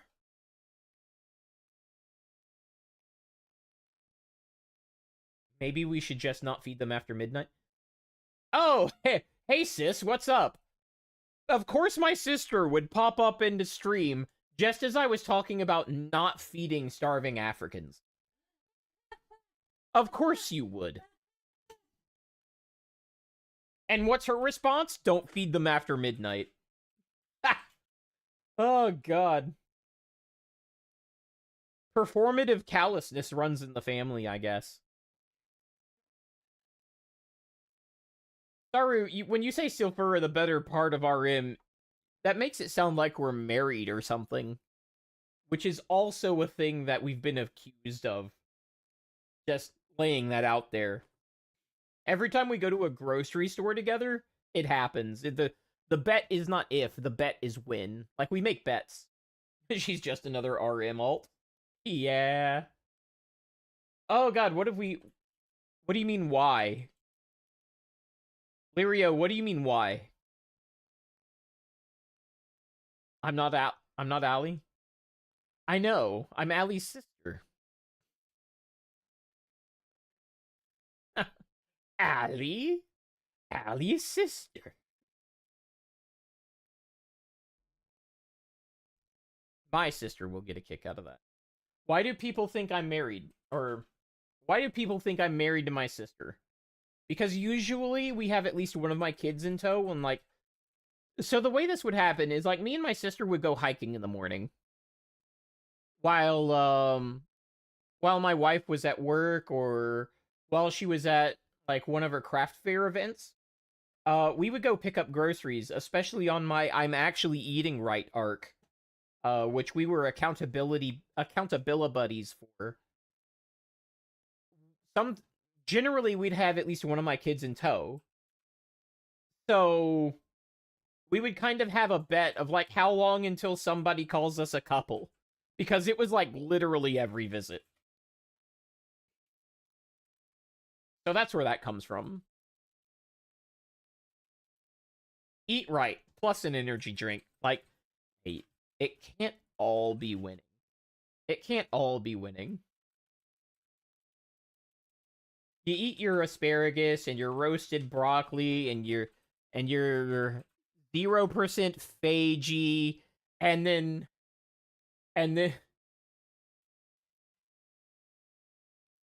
I forgot about that.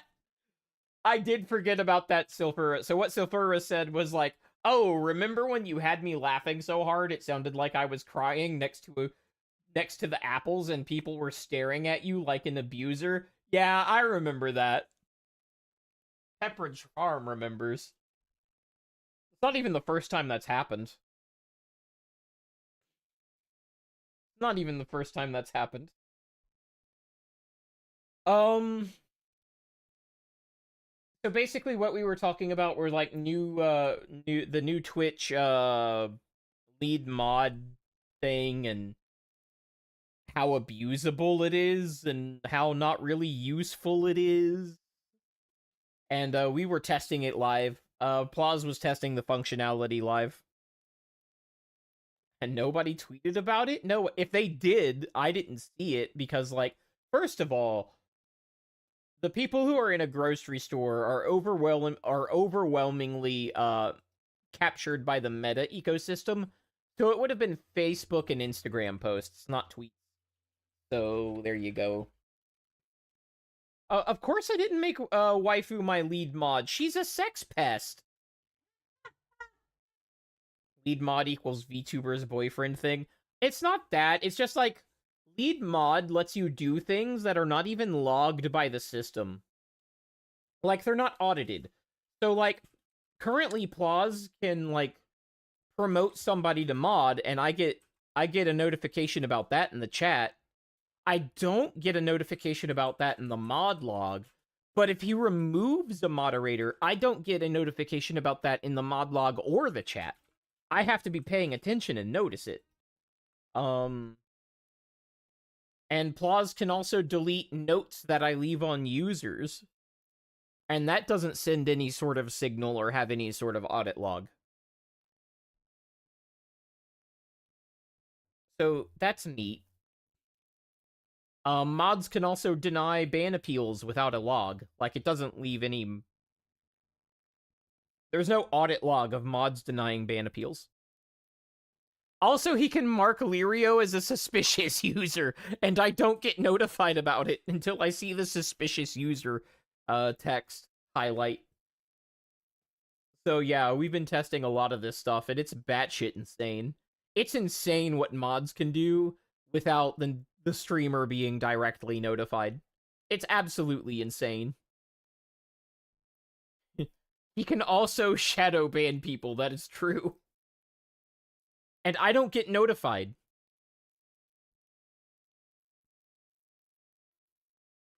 Yeah, we did a lot of testing earlier.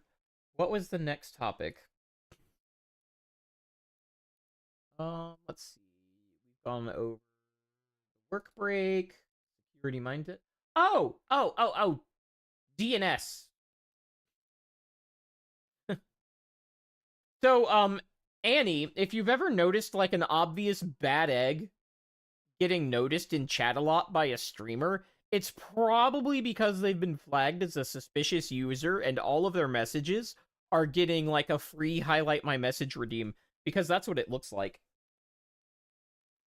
Like, it's super highlighted. It's like in bright orange. You cannot miss it. So instead of the suspicious user getting like sidelined, they actually get noticed more. Oh, you know. Yeah, well, now you know why, if you didn't before. Maybe you knew before. But that's why. Because they're lit up like Christmas trees.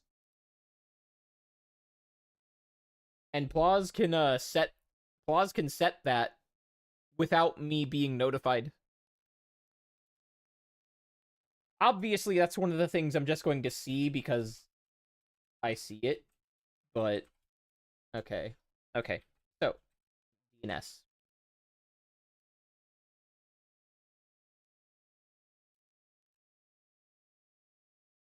So first of all, what is DNS? Well, I could give you the definition, which is domain name services. But that doesn't really tell you a lot, does it? So the reason this is relevant is like people are always telling you, "Hey, you should watch out for suspicious links." And they don't tell you what a suspicious link even looks like.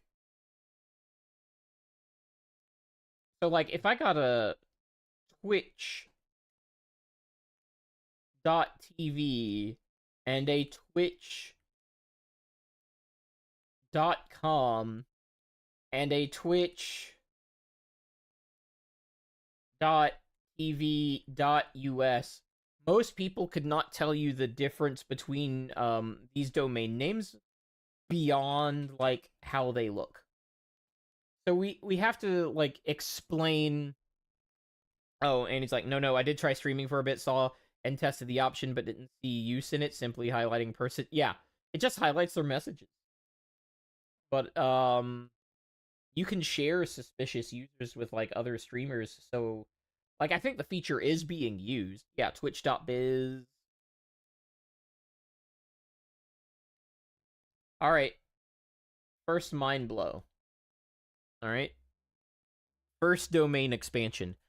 These are actually incomplete DNS names. It's actually twitch.tv dot, twitch.com dot, twitch.tv.us dot, and twitch.biz dot. And that dot's important. That's called root. And we'll get to that later. That's a mystery tool we can use. So what is DNS actually? Well, DNS resolves a human readable name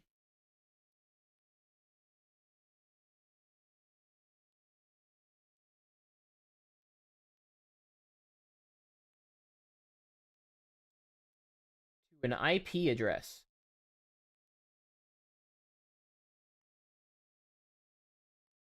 That's what it does.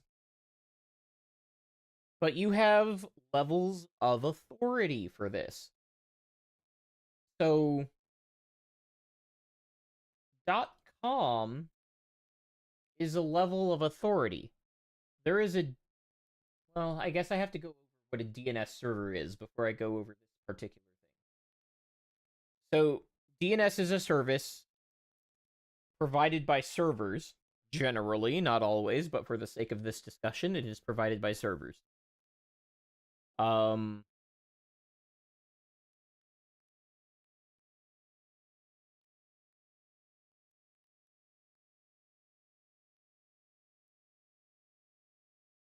there's also manual ways to do it, like in Windows operating systems. It's called something different in Linux, but it's the same concept in Linux. You'll have a host file. And the nasty thing about the host file is it takes precedent over the DNS services listed in your IP address information. Um, Now, how do I figure out? Let me slow down. I'm trying to put the cart before the horse here. What does a DNS server do? All right, well, I have my computer box. It's an old computer box. It's got a DVD drive in it at the top, and like there's a floppy here, and there's a turbo button. You know, a PC. And I want to go to a website. Let's say I want to go to. Let's say I want to go to Justin TV. Well, most of the internet doesn't work that way. Most of the internet is like, hey, I need to send data to an IP address. And Justin TV is not an IP address. So the computer actually wants to do this. And what it needs is a way to turn Justin.tv into an IP address. Before DNS, you would just go to the IP address. In fact, when I was a wee lad and surfing the internet, sometimes I memorized the IP addresses of popular sites that I wanted to go to because sometimes DNS was just fucking down. And I would memorize the IP addresses to those sites. So, what a DNS server actually is a collection of flat files. Very simple stuff.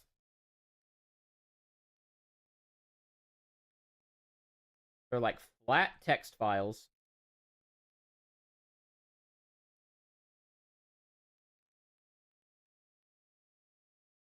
They're so flat they would give Mari_EN a run for her money. That just basically have records. There are many types of records, but for right now we will focus on the A record.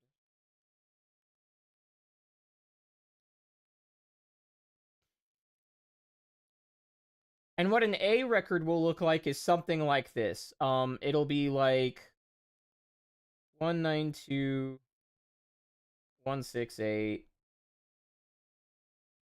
I've got that backwards. I'll pretend I'm a Windows dev at the moment, and I'll be like contoso.com. Actually, I would be .com here. So it would just be Contoso Internet Zone A record 192.168.0.3. So anytime I wanted to go to Contoso, I would direct all traffic to this IP address. You did define IP before, right? No, I'm assuming everybody who has managed to get to twitch.tv knows what an IP address is. And if you don't know what that is, I need you to remediate yourself. Because we can't have a useful discussion if you're not that far along. Sorry, not sorry. Not even cereal. Or Saru. Just sorry, not sorry. And that's what, like, the A record will look like. So an A record will turn a name into an IP address. Less commonly used, but still very important, is a PTR record.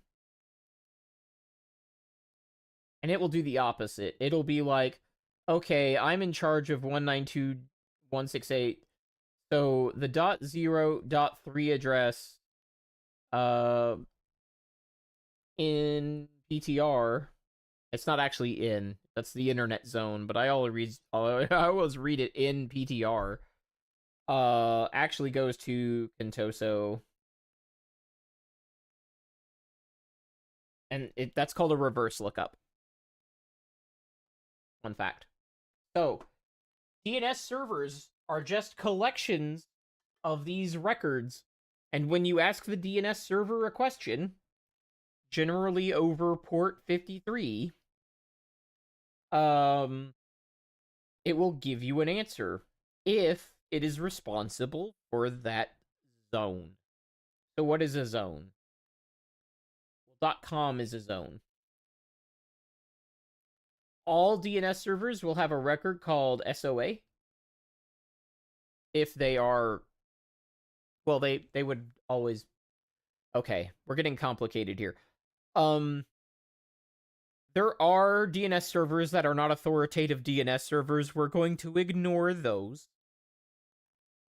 But they'll have an SOA record, which stands for Start of Authority, and it will define what they're responsible for.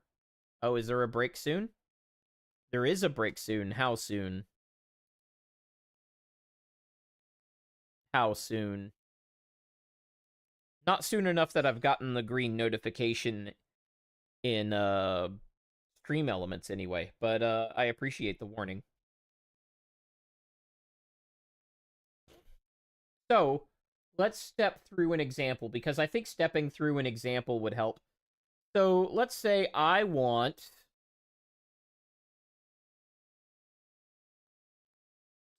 find a server for some government service.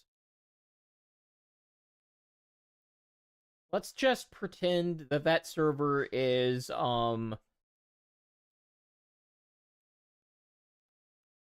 PC1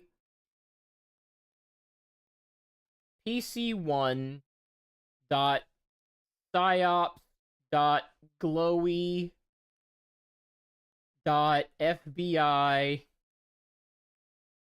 dot gov. Let's say I'm looking for that. Hi, Noodle. So if I want that address, this is the top level domain. So, like, just pretend we're reading manga, and the most important thing is actually on the right. Also, there's a dot here that most programs just add in for you. And I've got to explain this in 4 minutes to be cohesive. So, assuming I've never gone to this before, I type this into my browser. What my computer automatically does is do a lookup for just PC1. And maybe it's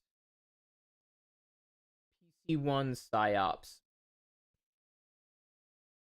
And it's like, hey, let's go backwards. Let me think here. All right, we're looking up the whole address. I put the cart before the horse because there's an option in a DNS server to set your default domain context. It's widely used, and it just tripped me up. I can't assume.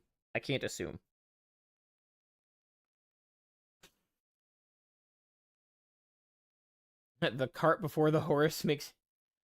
That's my horse! So, these dots divide authority. So what I'm actually asking here is,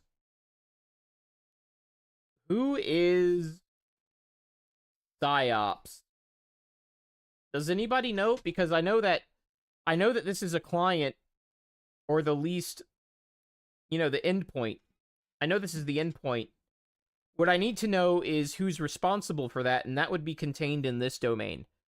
So I'm like, who is psyops? If nobody within the sound of my request knows who that is, they'll be like, I don't know who that is. You should ask Glowy. Who is Glowy? And if nobody knows who that is, we will keep asking. Who is FBI? And who is Gov? Etc. Now, who we ask these questions to depends on what we have set as our DNS server. Clients set this. This is not something that is broadcast down through the internet. This is something a client must know. And there's two ways for them to know that. The most common is a DHCP server will have an option set to provide the appropriate DNS servers. So for most of you, this is what your computers are doing. Your ISP does it when they assign you an IP address via DHCP, which is Dynamic Host Name Protocol. I forget what the C is for. We'll get through that. Dynamic Host something protocol. Whatever. And they will just feed you your DNS server. And it's going to be a DNS server that they host. But you can actually manually set your DNS server to whatever valid DNS server there is. A popular one is 8.8.8.8. Does anybody know off the top of their head what DNS server that is? I'm going to let chat... oh, we got an ad. We got an ad. I will be right back after the ad.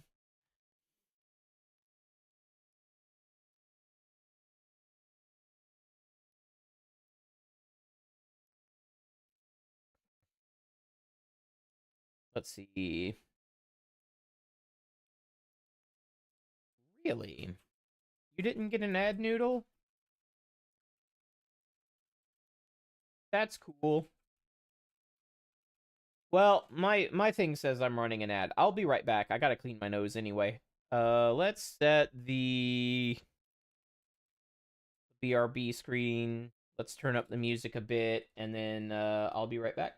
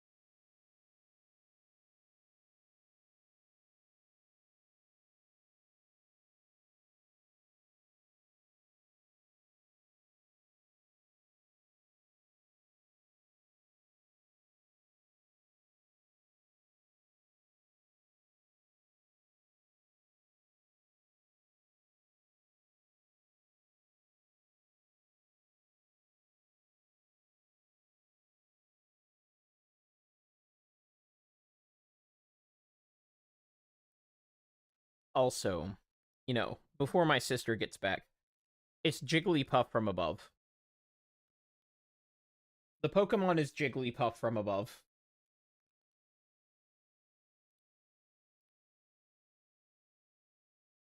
Hi, everybody. Noodle, do you not know that bit? Oh man, that's a classic. They're giving Ash Ketchum a Who's That Pokemon exam, and it's just like a black sphere that is the silhouette. And he's like, oh, that's Voltorb. And they're like, actually, no, it's a Jigglypuff from above.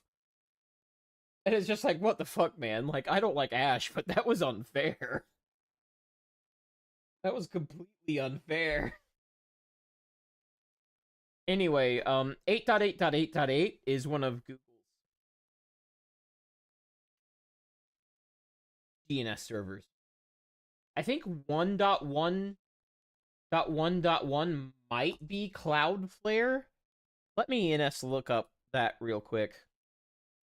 Because you have tools built in that can just do this on command. It's part of your troubleshooting suite. Oh, no. The name is 1111. I think that's also Google, actually. We can do a who is. Who is.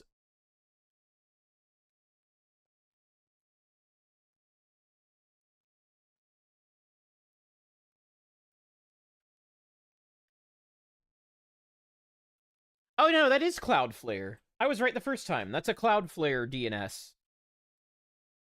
But when you do the NS lookup, the name comes back. Google's DNS knows what that is, and it just answered for them. But the name is literally one. Let me put it in chat. All right, so the DNS name for 1.1.1.1 is 1.1.1.1. And apparently, don't click that. Don't click that. I have no idea where that will take you. It should just take you to the DNS server, since that's actually the DNS name, but I'm not sure that would arrive anywhere.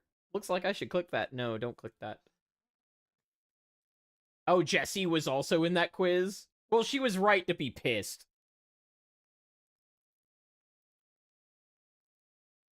She was right to be pissed. That was bullshit. The ears were explained. Yeah, it was bullshit. It was great. But yeah, so this one's Cloudflare.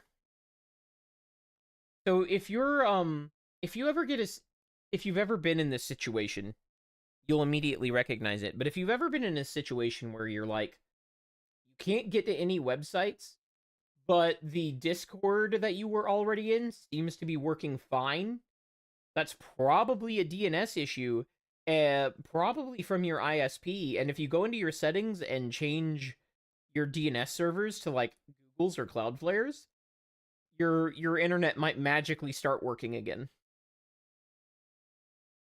Your internet just might magically start working again if you override your DNS to Google's or Cloudflare's in that situation.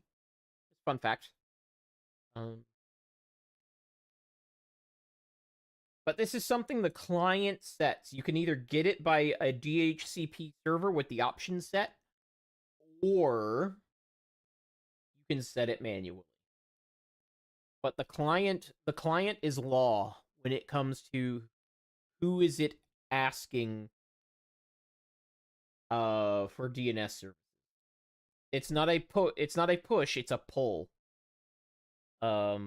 From their perspective. I guess from your perspective, it's you're doing the pushing and they're not doing the pulling.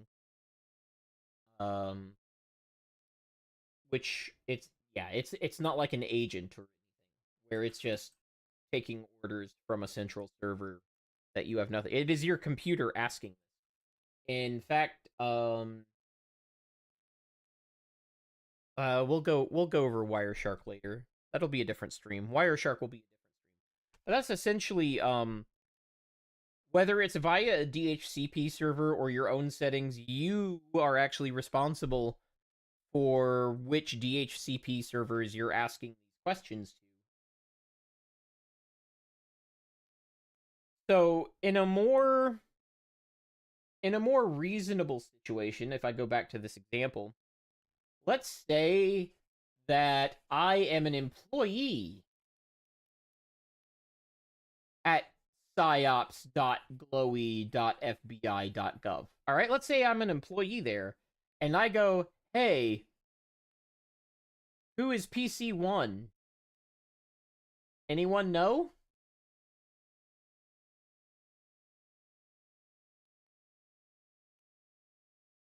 What's going to happen is there's going to be a DNS server that is set on my network, more than likely, set for me by my administrator, that goes to the DNS server responsible for PSYOP. So the SOA will read something like this,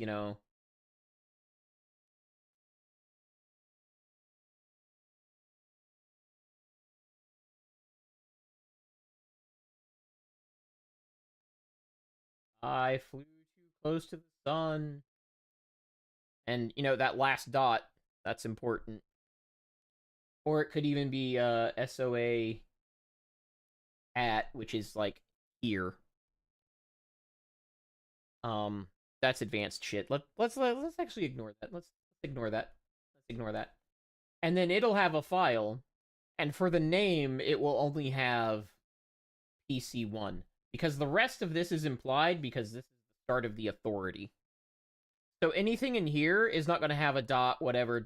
Like it can, but generally it's going to be like PC1, PC2, porn stash, seagull, and so on and so forth. But like the important thing is these are the names you're going to ask the server for, but the whole name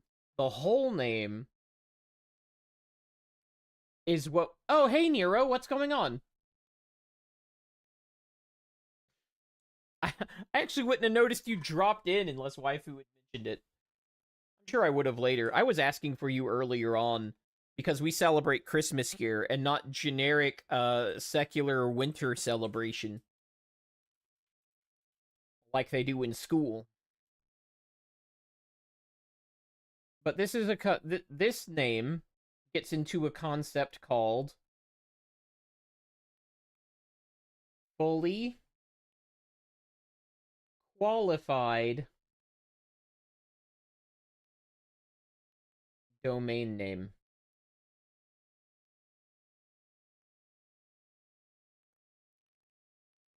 And not understanding the fully qualified domain name concept is really common,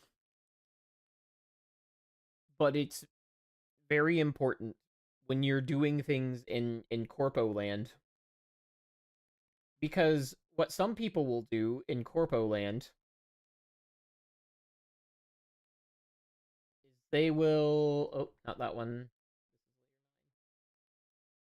What they'll do is they'll connect to the corporate VPN.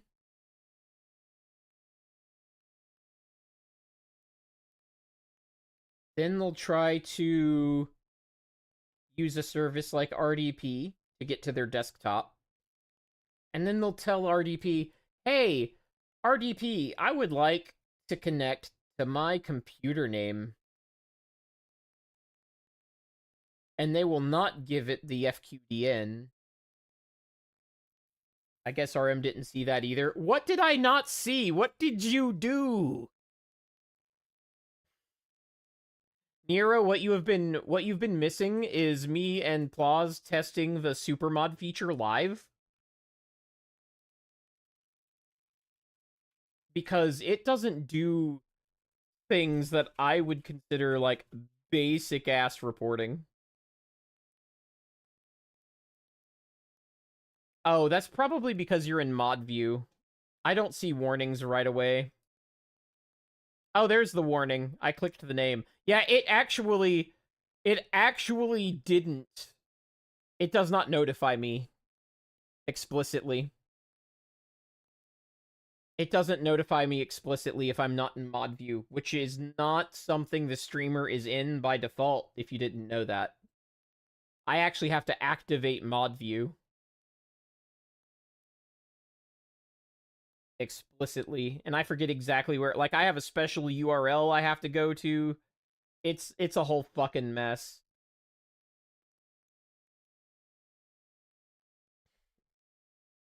It's a whole fucking mess. Lots of behind the scenes today. Oh, mods aren't in mod view by default either? I wish they were. Because that's fucking annoying. You would think as a streamer you would be in mod view by default just like every fucking time. Just like every... Yeah. You have to click on my mod view. Yeah, that I get, because I've done that before. But there's actually not an obvious entry point into mod view for me. Like, if I click the gears, there's no open mod view. It's actually not a thing. I have to, like, know the URL for mod view. I'll give you an obvious entry point. Thanks, Saru. I knew I could count on you. See, that's a good friend. You can take the warning off now. But they'll try to RDP into computer name and not use the FQDN. And then they'll send me a fucking ticket when this predictably fails. Because they're connected to their ISP's DNS servers, and the ISP's DNS or DNS servers, because their DHCP servers have set it up that way. And your ISP, well, actually, if you're VPN'd in, it'll still be the corporate network. But if your corporate network is FBI.gov, and that's where the VPN is homed, but you're in psyop.glowy.fbi.gov, it's not going to automatically append this shit for you. And I run into this all the time. So it'll ask FBI.gov, hey, do you know who Glowy is? And FBI.gov is going to be like, lol, no. And you're just going to get an error that basically says, that computer doesn't exist. Make sure the name is correct and try again. But if you do computer name dot FQDN, suddenly it works. Well, not dot .fqdn, but the rest of it. Rest of FQDN. Suddenly that works. What's great is warnings are listed as mod actions in the tooltip for the mod actions tab, but in fact are not recorded. Top-notch programming. Yeah, it's a clusterfuck, man. Was the Christmas thing reasons for looking in for me because I'm your only clearly Jewish friend? I didn't know you were a clearly Jewish friend. You have a menorah? Or is that just an FBI.glowy.psyop? Alright, so let's get into the root servers.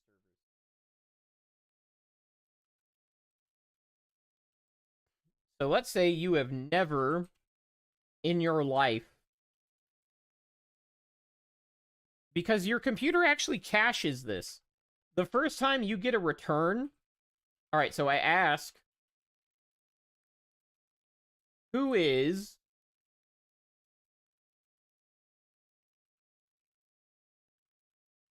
PC1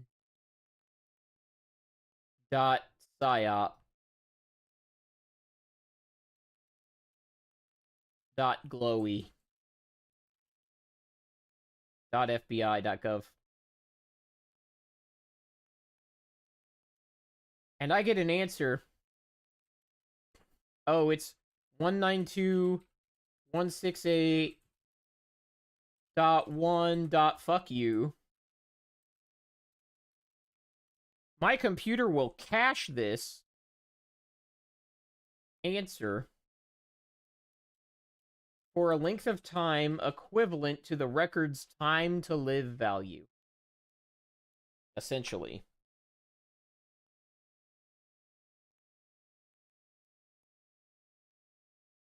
So that's what the TTL is. But it'll cache that answer. So the next time I ask for pc1.psyop.glowy.fbi.gov, I won't ask a DNS server. I will ask my local DNS cache.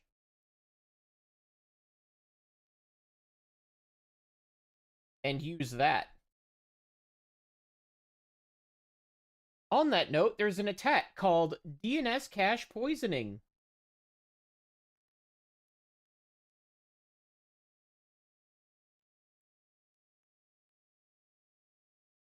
So if I cache pc1.psyop.glowy.fbi.gov, sometimes what a bad guy will do is he'll go to my DNS cache and overwrite that so that instead of this record,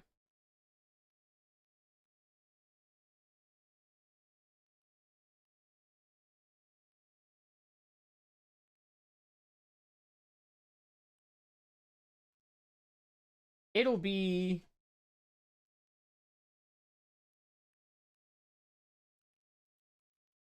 this instead.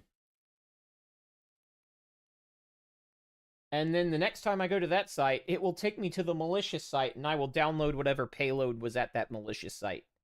Maybe that site is a copy of this site, but the links are malicious. So it looks like what I expected, but it's actually badguy.com.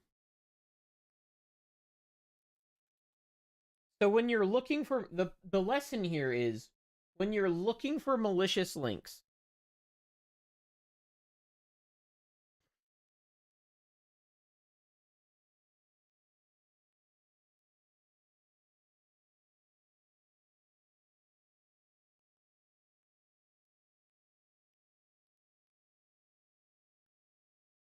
we are looking for stuff that fucks the end of the FQDN. Because as long as, like, if I'm at FBI.gov,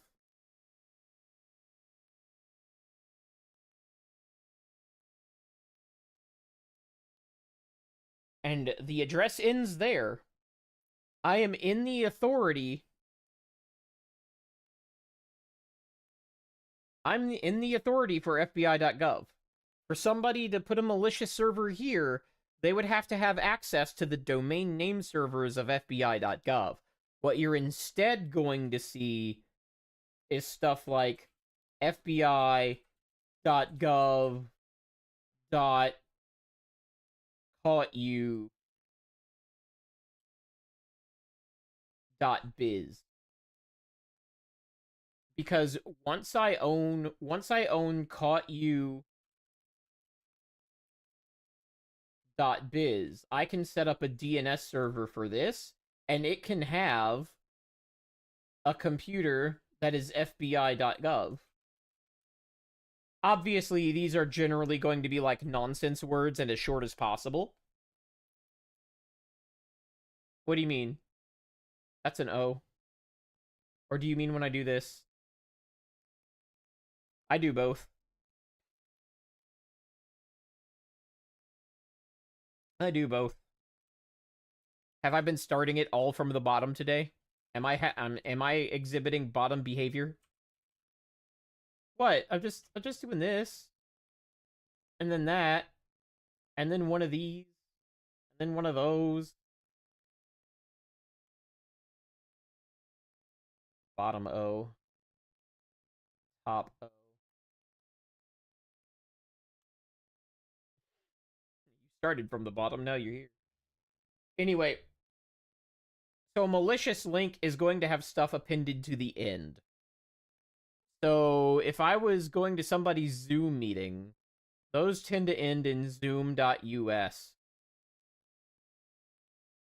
But if I'm going to a malicious link, it'll be like zoom.us .us.haha, because once I own the haha domain, I can do this.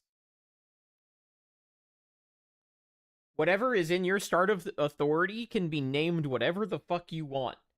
It's the end that matters. It's the end that matters. So the reason we have a dot at the end is because somebody has to be the authority for who owns .gov. You know, what we call the top level domains, .gov, .com, .net, you know, the ones you're really familiar with. Somebody has to be able to tell you who's in charge of those, and those are the root servers. And it is a whole nother discussion on how we allocate those and how we make those authoritative in a way that's not easily fucked with. Yeah, .edu. That's another one. Obviously, there's .tv. Does anybody know where why .gg exists? Does anybody know what .gg actually is?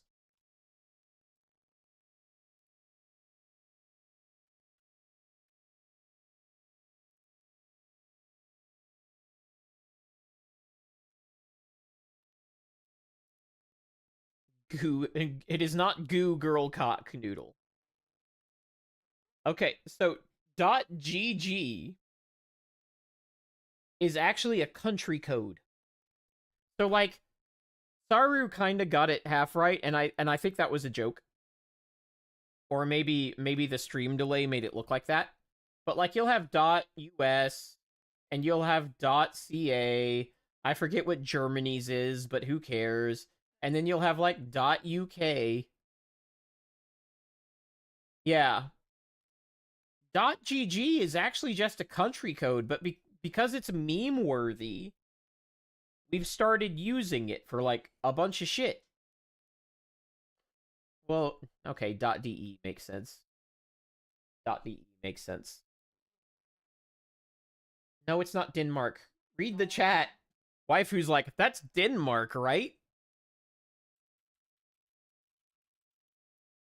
Like Georgia the country or Georgia the very based state of the United States of America? Because those are very different places.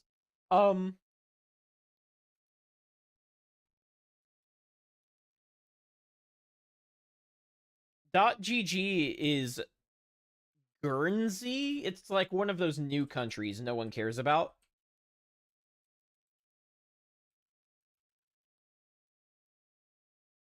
But because because GG is like gamer culture, most what I've learned about this since looking it up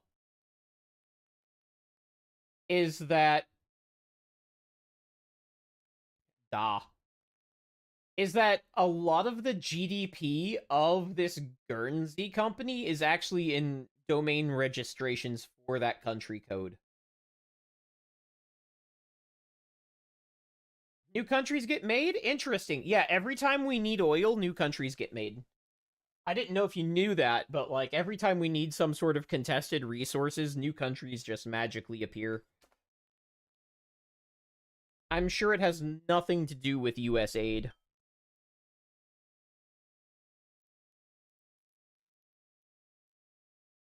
But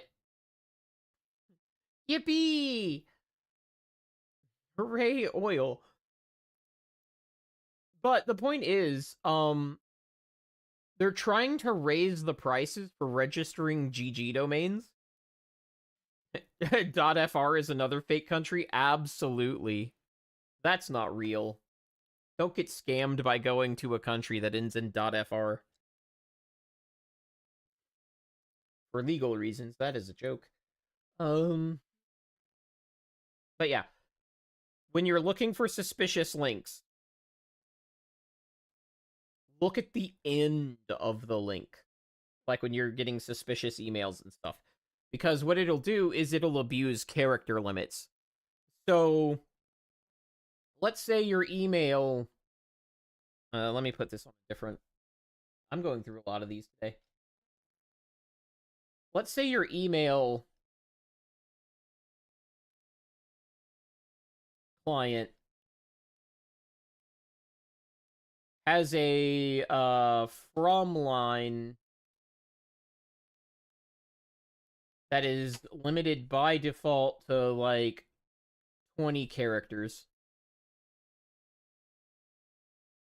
So what I'll do as a scam company is I'll do like I want something I want the .es use .sp. Yeah, and don't get your top level domains confused. White House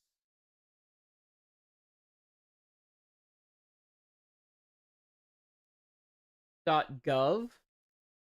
I think this was actually fixed in the last 2 years or so. And White House.com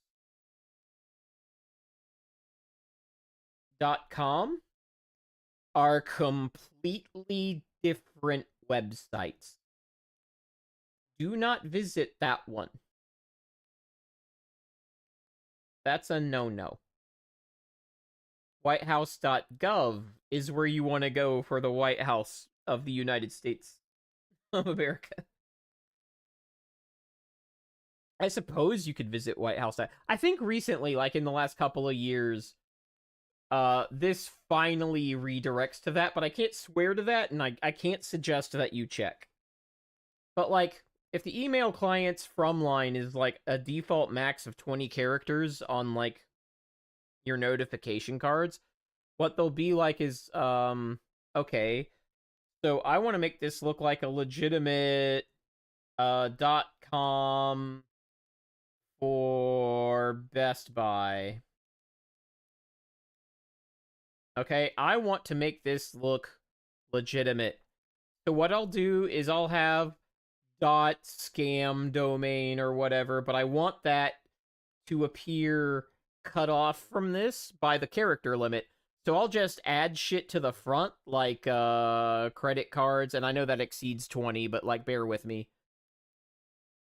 So I'll just keep appending shit to the front until the .scam whatever domain is pushed off.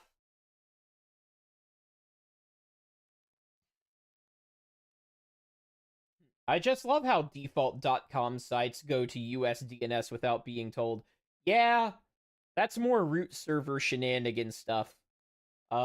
It's because we invented the internet and we effectively still own it, so suck it. That's what I'm going to say to that. You guys have country codes because we allowed you to. I'm just going to put that out there. Your country codes exist at our convenience.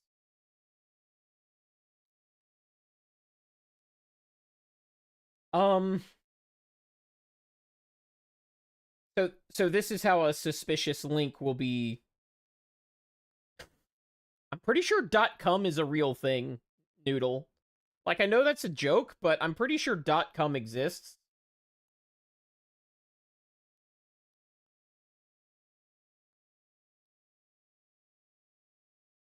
There's definitely like a .xxx. That's a real domain.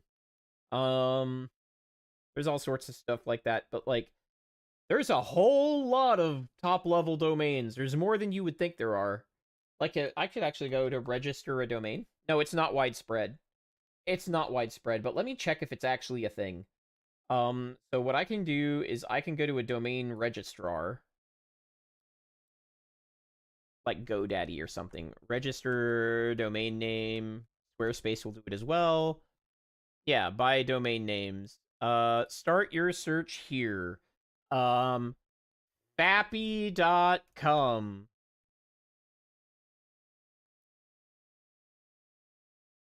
Fappy.com doesn't exist, but fappycum.com is available for $14.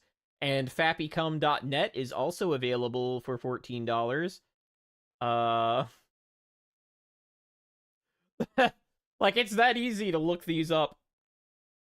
All right, what are all the top level domains? Because like I'm not gonna memorize these.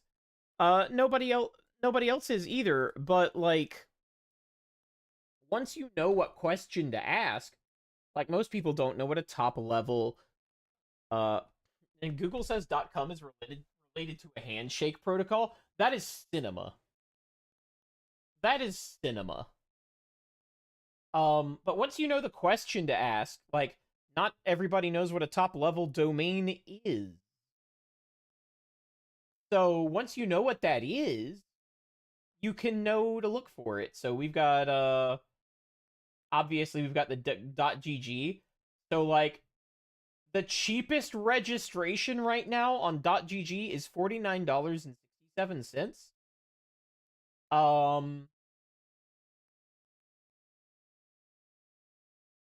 hold on. The cheapest from .com is like $5.87. Like .gg is saturated. So is .ai. The cheapest registration on .ai right now is $33. There's .tech, .pw, .biz. The cheapest thing on .biz is $1.15. How worthless is that? .shop is 85 cents. Worthless. US is 99 cents. Worthless. They have like these popularity charts. I'm on TLD list, like tld-list.com. It shows all the top level domains. .club, .cloud, .uk is kind of bougie. .uk is $4.88, and .ca. Keep in mind these are the cheapest on each of the top level domains. There's .win, who would use that? .ru, .ru. Oh no. And then there's like .co.uk. And then there's .uk, but co.uk and UK have the same costs. .stream is $2.99. .art, that's not very popular or valuable. Uh, some of these you cannot even get DNSSEC for. That's cool. .email, .network, .blog. There's like 250 pages of this shit, so I'm not gonna go through all of that on stream. But yeah, no one uses .shop. No one uses that. Anyway, yeah, .net was a whole thing. That used to be where you would go for like any website that was like hobbyist tier, but names on .com are so cheap now that it's like why bother doing that? What was it? Dev picked up oshifans.com. And I believe he grabbed that for like 90 cents or something like that. He pays like 90 cents a year to have oshifans.com. Crazy. Like, who would use .net in that situation? That's why, if you're in charge of a brand, it's important that you squat all variations of your brand on every major top-level domain. Because it's fucking cheap. Like, if you've got, like, randomassvtuber.com, .net, .org, sometimes they sell packages. Sometimes the registrars will straight up just sell you a package of, like, hey, we see that your domain name isn't used anywhere. Would you like a package to secure all of those names for all the major top-level domains? It's like $10. It's like $10 for some of them. Yeah, the most expensive one is some kind of weird scam looking shit. Not surprising. Not surprising.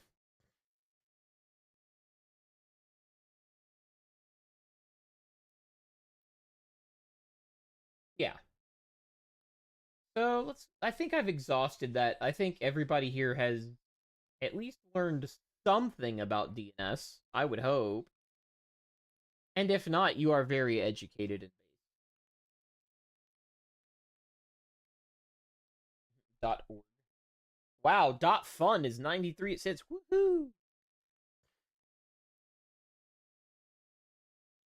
That's true. Old computers would not correct a .net or .rpg into a .com address. That's absolutely correct. Um, there are there are safeguards now built into browsers to check for that sort of thing. Because squatting is also a way to deliver malware. Uh, so like if I've got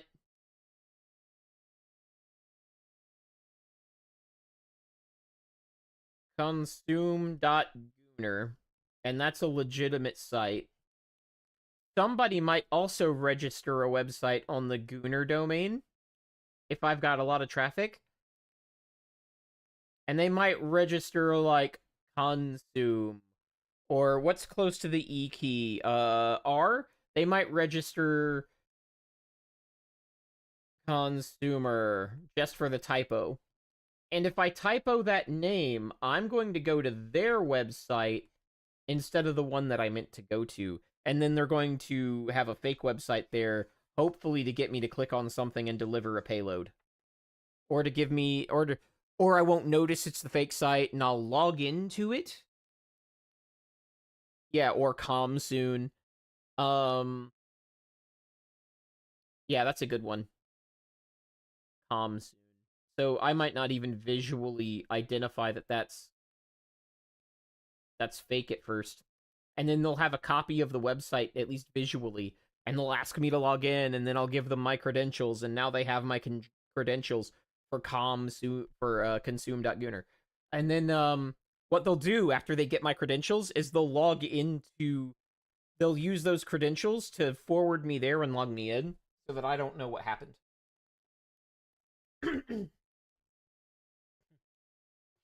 Hey Nero, .gay is only $1.74. Thanks, Blaze. Good information.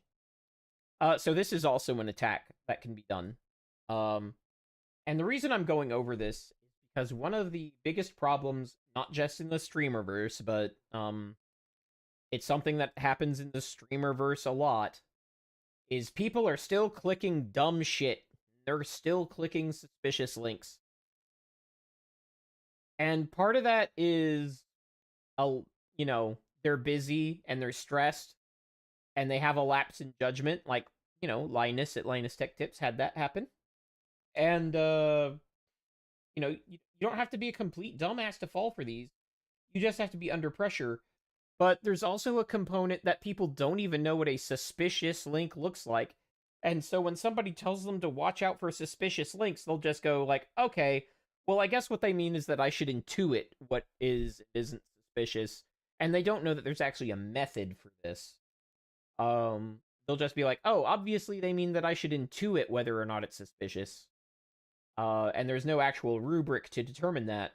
And I'll just keep intuiting this. And no, there's actual stuff you can look at. So there is a process. So hopefully I've helped at least one person navigate suspicious links. What else about? Because one of them AI, but there were other topics. Let's see. We did fully qualified domain name. We did the security mindset. We did DNS, Twitch lead mod. Okay, AI. I guess we're on AI, and I've got about 15 minutes to go through this. And that'll be fine. That'll be fine. We'll see if I can do this in 15 minutes because I'm getting out at 9 o'clock tonight. I have stuff to do with my family, and yeah, that's what we're gonna do. So let me go here real quick. You can probably tell I'm producing a little extra phlegm at the moment because I've been overusing my voice and because somebody fed me a lot of alcohol. Oh. If my sister is still here, I mentioned healthy eating earlier. You'll never believe what waifu fed me for a pre-stream meal today. It was fried fish, fried shrimp, and fried onion rings.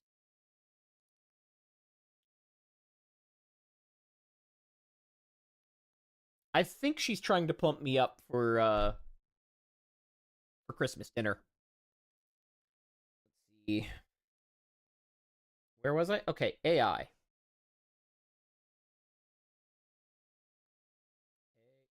Why is that not? Am I on the eraser? I'm on the eraser. The dreaded topic of AI. There's stuff you should worry about.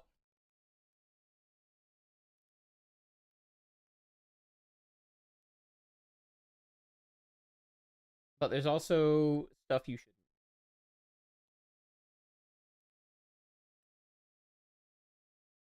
Let's get some misconceptions out of the way. It is widely agreed by everybody that's not directly selling AI services and they're supporting services.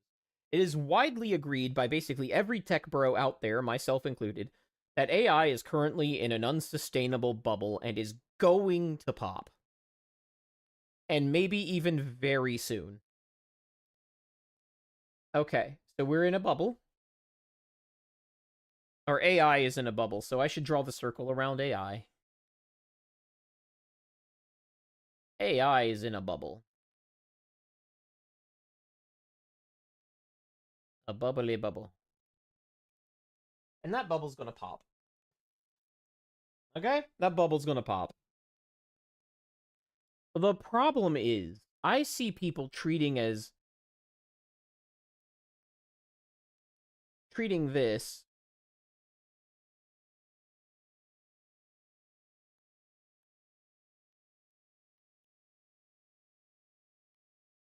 as AI going away.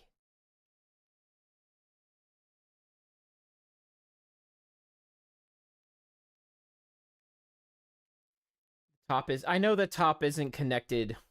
I'm not drawing that circle like 10 times because that's about as much as it would take for me to actually connect that in one quick stroke. I'm not doing it. You get what you get. Yeah, exactly. The .com bubble popped. It wasn't like internet. And I know what you meant by that. Saru's talking about the .com bubble. He said the internet bubble popped and it's still here. Yeah. In the 90s, the late 90s, there was a .com bubble. There were a lot of people that didn't know what you needed a website for and what a website was useful for and how a website generated revenue for you. But what they did know is that the Fortune 500 companies had a website and it was generating them revenue. So then everyone needed a website, and then they just all got one without any plans or how that was going to make money for them or any understanding of what a website was for and how it would provide value to a company. And eventually that bubble too popped. And what happened was that everybody with unsound business practices failed, and everybody that was using a website for what it was supposed to, they were fine. They were absolutely fine. And then they took in tons of investments. Yeah, that was like kind of the missing link there. They convinced investors that these websites that do nothing were going to make the investors lots of money because investors are kind of fucking stupid. Investors are kind of fucking stupid, and you're like, oh, guys, we need to invest in websites, but the big one is like $300 per share. What do we do? And then they'll see like, hey guys, my website, my super awesome website is, my company's only $15 a share, man. You're getting in on the ground floor. Our company's gonna be worth 300 a share soon too. You just wait, like, man, like this is the future. We're gonna be worth 300 a share, but right now we're only worth 15. Invest in my company. Invest in it super hard. And that's what happened. And that's what's happening right now with AI companies. And they're going to lose their shirts. Oh wow. I keep forgetting you worked at gamers.com. I keep forgetting that you did that. It's a thing you've told me at least 3 times now. But that's wacky. That is absolutely wacky. So Saru participating in investor bubbles confirmed. Saru participating in investor bubble scams confirmed. Based, by the way. Way to reappropriate top 1%. But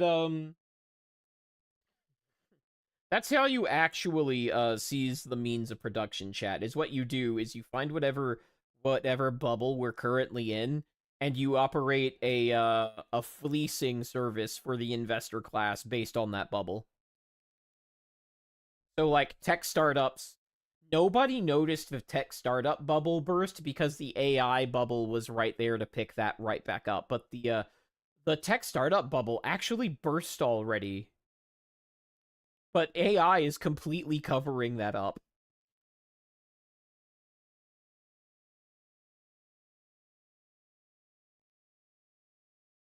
Anywho, this is a bubble, it's going to pop. But that doesn't mean is that you're going to suddenly see less AI generated art on your timeline. That's not what that means. That doesn't mean ChatGPT is going away. In fact, that's probably the last thing that's going to go away. That does not mean that Copilot's going away. That does not mean Microsoft is suddenly going to stop putting AI slop in your operating system. Um, and that doesn't mean it's going to stop being in browsers you used to trust, like Firefox, who recently announced that their browser too was going to be full of AI slop very soon. I don't know if y'all missed that announcement, but that happened. Anyway, moving on. Another thing is that people who dislike the effects of the AI bubble, and I'm sure that's almost everybody here, it's having pretty negative effects on everyone's ability to procure hardware. Whether it's procuring hardware for hobbyist uses, or in my case, it's raising my bill of materials for very necessary life cycle replacements of 40, 50, 60%, which is crazy. And we're looking at alternatives. We're looking at how to ride this next 3 to 4 years out. Yeah, WaterFox is a separate fork, thankfully. Yep, but like Firefox itself is going to fill itself with AI slop. So there you go. But what a lot of people who don't like AI do is pretend it doesn't have a use.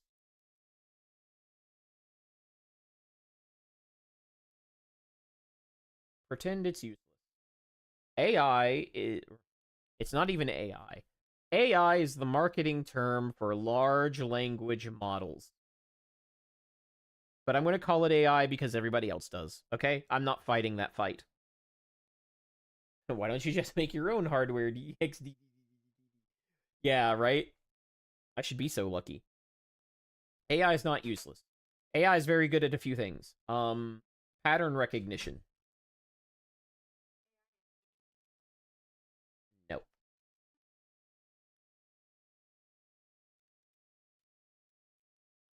AI is great at pattern recognition. It's actually a little too good because it's a model, and like any other model, garbage in, garbage out.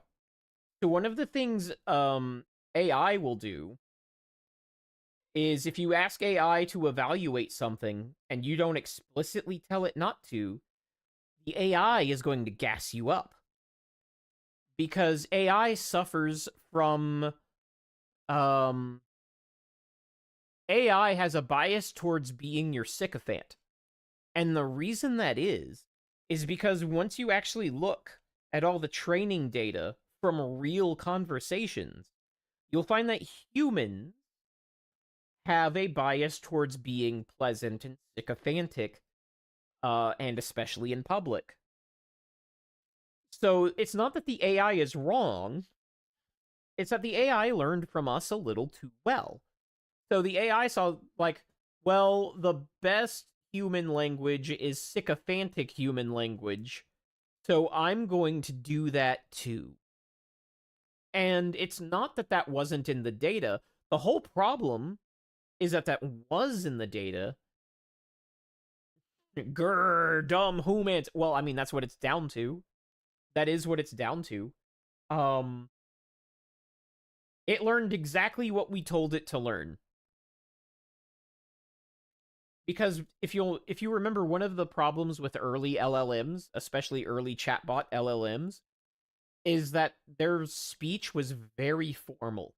And that's because of what they were trained on. And everybody was complaining about how formal and verbose the speech was. By the way, that's because initially it was trained on Reddit data. Just by the way, and that's still true.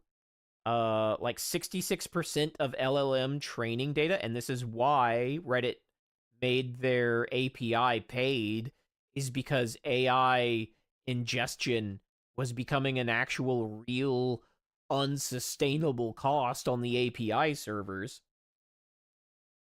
That's why you have to pay for that now, is AI.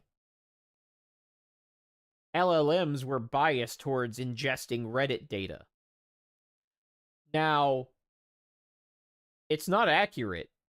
It's not an accurate statement, but boy, does that make me love using the idea that the reason that LLMs hallucinate facts is because it was trained on Reddit. I love to say that. That's not the reason. All LLMs hallucinate to a bit, and we don't really quite understand that yet. But I like to say it's because they were trained on Reddit data, which is a fact. Reddit data is not just a plurality, but a majority of LLM training data when it comes to conversation. My Spotify stopped. I think I got through that entire Christmas playlist. Can we find another one? Yeah, we got through that whole thing. Let's go to this one.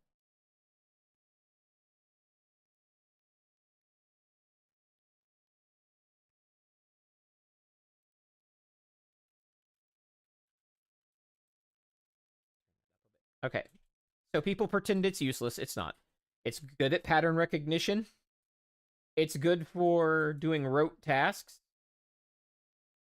And it's actually pretty good at recognizing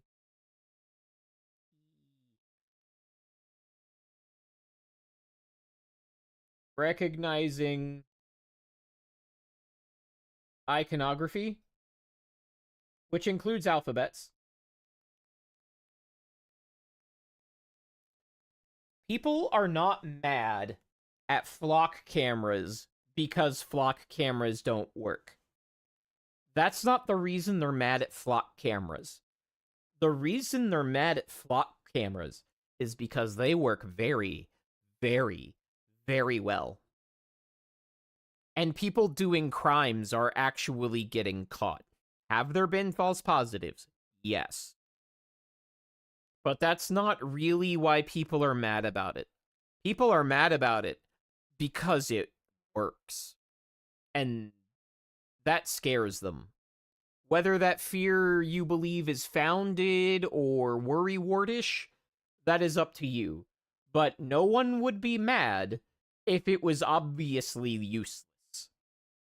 AI does have uses, so we need to stop pretending it's useless. Another thing that AI does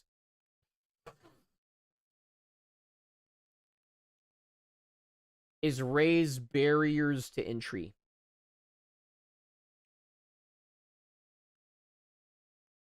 Now, that depends on your perspective. If you're a quote-unquote prompt engineer, which I use derogatorily, and you're a prompt engineer to make art, it's lowering the barrier to entry for you. What it's raising the barrier of entry to is making money in the art field. And you all know what I'm talking about. What is the easy way? Oh, I say the easy way. When you're trying to make money in art and your skills aren't really up to snuff yet, where's a place you can generally consistently charge money for? Even with low skill?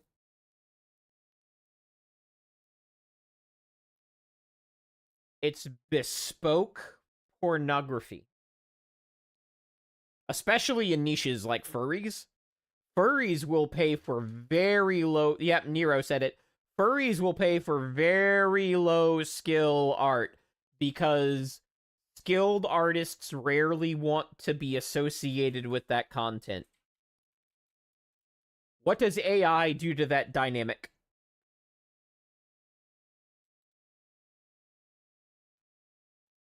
Of course, AI turns that dynamic on its head. Now you have to be better than the AI. Now you have to be better than the AI. And despite all the cope, the AI is pretty fucking good. If all you're looking for is Gooner material, the AI is pretty fucking good. And people would not be mad if AI were uselessly bad at quote unquote art, because it's not art.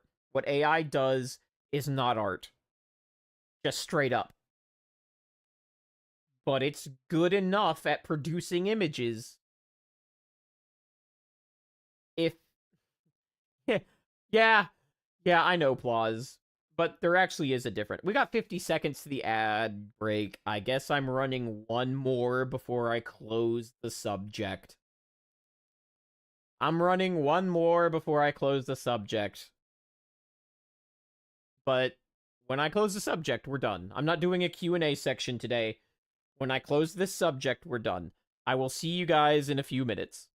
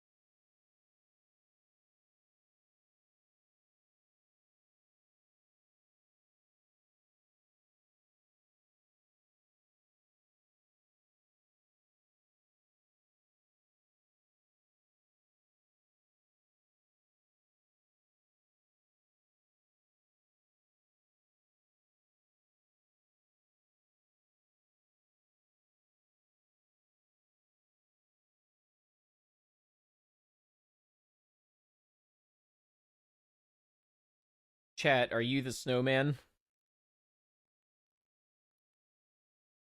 What else is AI good at? Well, because it's good at pattern recognition, it's actually very good in SOC operations. For those of you who don't know what an SOC is a security operations center. And basically, one of the biggest problems. What about the music?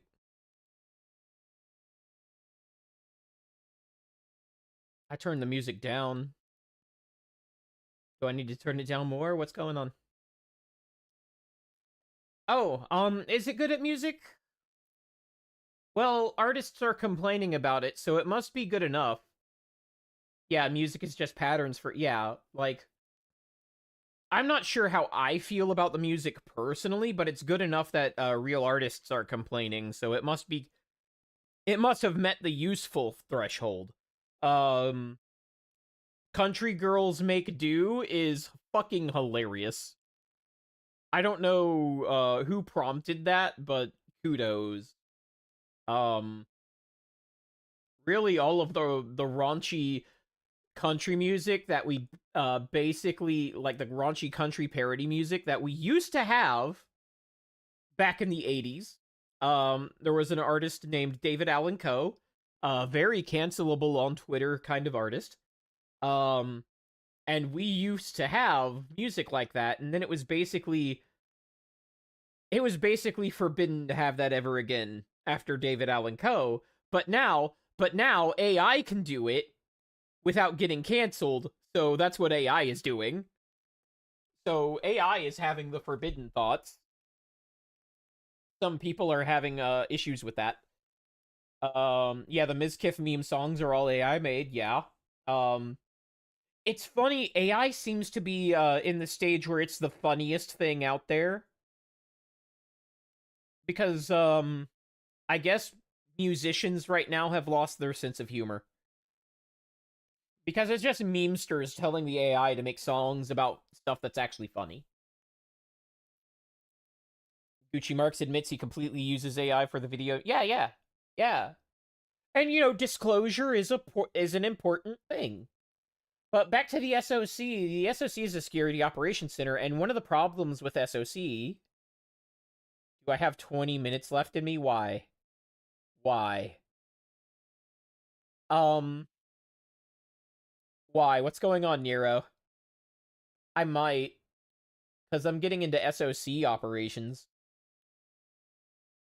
Which is cool, because that means, like, the vast majority of this VOD counts towards my CPEs. And, after last week, I could use that. Anyway, why do you ask that question, Nero? God damn it, Nero.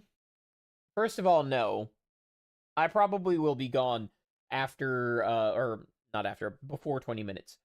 Second, I am spoken for, attention-wise, after those 20 minutes. I've got some friends going through some shit. They lost their cat. Waifu needs her own kind of attention. I am booked solid for the rest of the night. Um, sorry, man. Sometimes life gets in the way. I would like to catch stream, really. Isn't this one...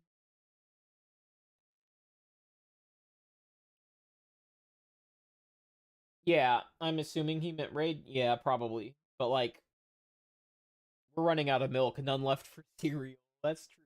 But, like, the Security Operations Center has had a problem right now with being understaffed and responsible for,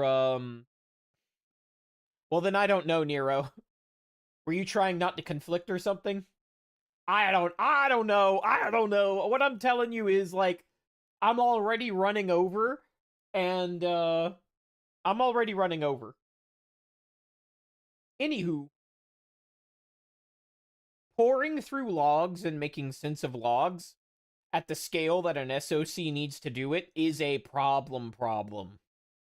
And heuristics based on LLMs are actually extremely good at spotting anomalous behavior. No, you're fine, man. You're fine. That's what I thought you were doing. On that note,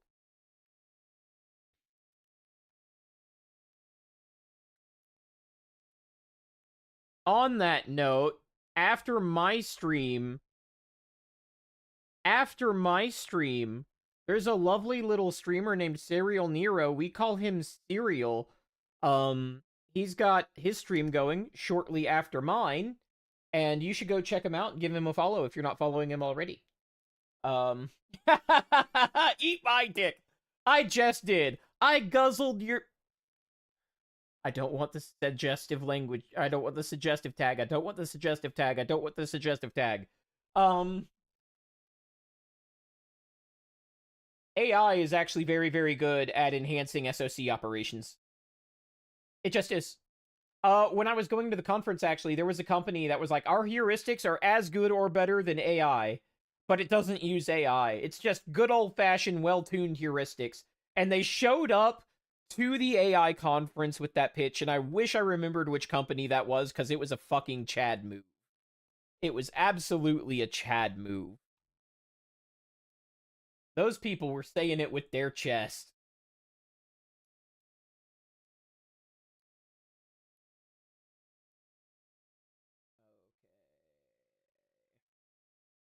Point is, don't get on your high horse about how AI is useless. Because if it were actually useless, I'm not saying it's providing as much value as the market says it is. I'm not saying that. That's ridiculous. It isn't. But if it were useless, people wouldn't be this pissed. They just wouldn't. They would not. So yeah, it's good at music. We'll just go ahead and say that. It's good enough for complaining, right? What else is AI good at? It's good at summarizing meetings. I actually use AI for this now. It's good at summaries. There's no why. It's good at summarizing. I'm actually very skeptical of AI. It's like really bad at writing new content. Like it's really good at writing. It's like really terrible at actually writing a report. I tried to use it for that once, twice, 3 times a lady, and I had to correct it so much that I had basically spent more time than if I had just written the report from scratch. So I don't use it for that anymore, but I did give it the good old college try. My organization is heavily pushing trying to integrate this into workflows, so that's why I tried it in the first place. And also I was being overworked because like what AI is actually doing is and that's what I say barriers to entry. It's raising the productivity floor.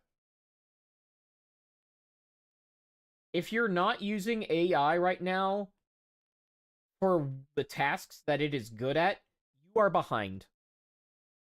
Because your colleagues are putting in 1.5 to 2.5 worth of FTE productivity because they're using AI for what it's good at. Their bosses don't even know what it's bad at. So they're also using AI for stuff that it's bad at, and their bosses don't know it. And they're worth, in the eyes of the pin pushers, they're worth like 2 to 3 times what you are because you're on your moral high horse about not using it. Like you are getting buried by new expectations of productivity if you are not leveraging AI for what it is good at. I'm sorry, but like this is shit you have to hear before it buries you financially. I am watching out for you. This is going to bury you financially if you dig your heels into it. This isn't the same as going from typewriters to keyboards, but it's close. Don't dig your heels on this one. Use it for what it's good at. Be aware of what it's good at. Be aware of what it isn't. There was an AI whose channel I was looking at today. I actually forget the name now. I'm blanking on the name. I will share it later. That you were just about to make that comparison? Yeah. But like you are less valuable to companies if you are not utilizing this. Like there is a new, that's what I mean by it's raising barriers to entry. There is a new floor for productivity caused by the things that AI is good at, in addition to the things that management does not yet know that it is bad at. So if you're going to take the principled stance would be to use AI only for what it is good at, and not for what is going to negatively impact the value of your company. One of those things is institutional knowledge. If you are a decision maker in a company right now, what you need to be doing is heavily investing in human safeguards of your institutional knowledge, because what the AI is going to do, and what I see happening in institutions right now. Remember, AI is a pattern recognition machine. If it fixates on a bad pattern, it's going to propagate that bad pattern. If you make AI the base of your institutional knowledge, if that's one of the repetitive tasks that it's good at, if that's one of the repetitive tasks you farm out to AI is the curation of your institutional knowledge, say your ticketing system, you are going to fill your institutional knowledge with bad data. You need to invest in humans to safeguard your institutional knowledge. Your AI is not allowed, if you're a decision maker, get this through your head, your AI is not allowed to write to your institutional data. It can, your institutional knowledge base. It can read from it. Never, never, never let the AI write to it, because it will self-referentiate, or referentiate, that's not a word. It will self-reference its own garbage and make more garbage based on the garbage it's spitting out. And pretty soon you won't have institutional knowledge. There are skill-based tech questions that AI is getting wrong right now. I'm running into this where one of my clients did not want Copilot in his Microsoft Word. That was new to him. He hated it. How do I get rid of this? I search it. I find a support article at Microsoft, like support.microsoft.com. There is a support article. This is how you get rid of it. And you know what that article did? It pointed me to a menu that didn't exist. And then it told me to go to another option that did exist, and that option did not get rid of Copilot. And when I asked Copilot how to remove it, it gave me the same answer. And I'm starting to think Copilot wrote that support article. And when we escalated this ticket to Central IT, that IT technician regurgitated the answer the AI gave us. Because guess what he did? He asked the AI. So I have already seen this poisoning knowledge bases in real time. The real answer is that you don't actually get rid of Copilot. That's the real answer. The real answer is, if you're on Azure and you've got A3, A5, you don't get rid of Copilot. It's there. You're stuck with it. I'm sure there's some, actually, you can do this completely unsupported thing in the registry that would piss off every single facet of how an ITIL-aligned organization runs and get rid of it that way. Yeah. Write a letter to my bosses. Don't bother me with that. Don't bother me with that. Write my bosses. Write our contracts. The point is, yeah, oh man, Grim, yeah, exactly. If you are a decision maker, and I don't know if this could ever reach a decision maker's voice, but if it reaches one decision maker's voice, keep AI out of your institutional knowledge base. Prevent it from writing there. Have humans curating this shit, going over this shit, making sure everything's accurate. Like, you need a team.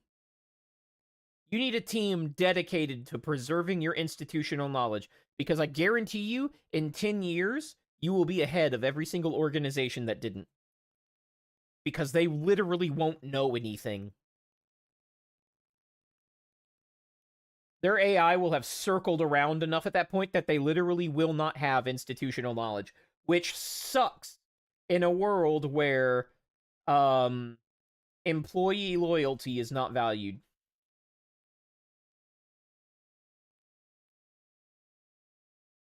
Where employee loyalty is not a concern and not valued, which I talked about during Insider Threat, the Insider Threat stream, and I will be talking about it again.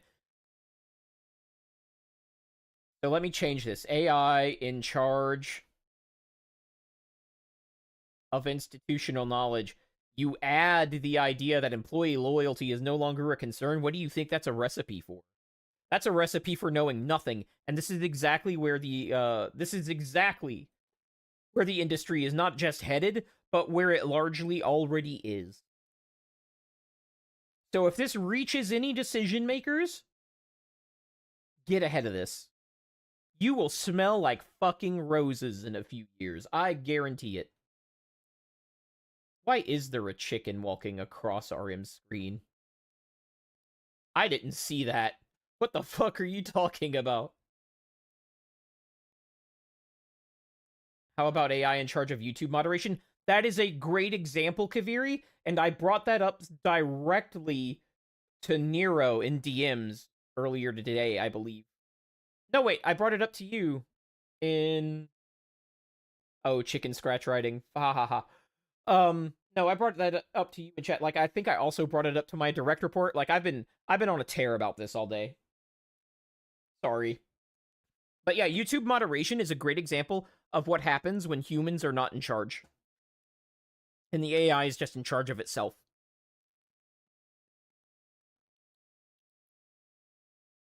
Yeah, I have chicken scratch writing. I'm not going to pretend that I don't. And it's even worse on this tablet. Just straight up. You can call Cap all you want. My handwriting's not as good on this tablet. Or any tablet for that matter. Anyway, I've gone about 30 minutes over. And we're going to close out here. I just want to leave off on this subject on the phrase that you're not going to immunize yourself from the consequences of AI by stomping your feet and digging your heels in. What you're going to do is hurt your ability to be valuable in the labor market. What you actually need to do is engage with the AI, find what it's good at, find what it's not, insulate yourself from the consequences of the bubble, and be prepared to take advantage of the bubble when it does pop, and then put your organization in a position where it's not harmed by any of these factors. Yeah. Saru says, RM summary of it by AI. Bend over and take it. Yeah, I mean, why not? Sure. Why not? Anyway, guys, it's been great. You guys will not see me again before Christmas is over. Even if I do extra streams, like, well, maybe you will see me one more time before Christmas. But I'm going to assume that you aren't. That's my current plans. Yeah, you should have tuned in earlier. Because now, yeah. So now I'm going. But, there's always the VOD, and I will try to spend time with you in RuneScape later. That's a plan. That's a thing I'm planning on doing. I have some stuff to take care of first. But, where was I? Anyway, don't dig your heels in. Don't be the person that tries to remain on the typewriter. You need to learn what works, what doesn't. Secure your organizations against the consequences of that bubble popping. Secure your organizations against the garbage in, garbage out of AI. But you also need to learn what it's good at and utilize that, because if you're not, you are going to lose in the labor market to the people who are putting out twice or 3 times your FTE value. What are your thoughts on using AI to automate OSRS skill increases? Well, my thoughts on that are any sort of automation of that is against RuneScape's toss. So my personal feelings on it don't matter. If you like your account, I recommend not doing that. If you like your account, I recommend not doing that. But if you don't care about your account, it might be a fun exercise. I'll say that. Anyway, it's been great, guys. I'm going to turn up the music a little bit to account for stream delay.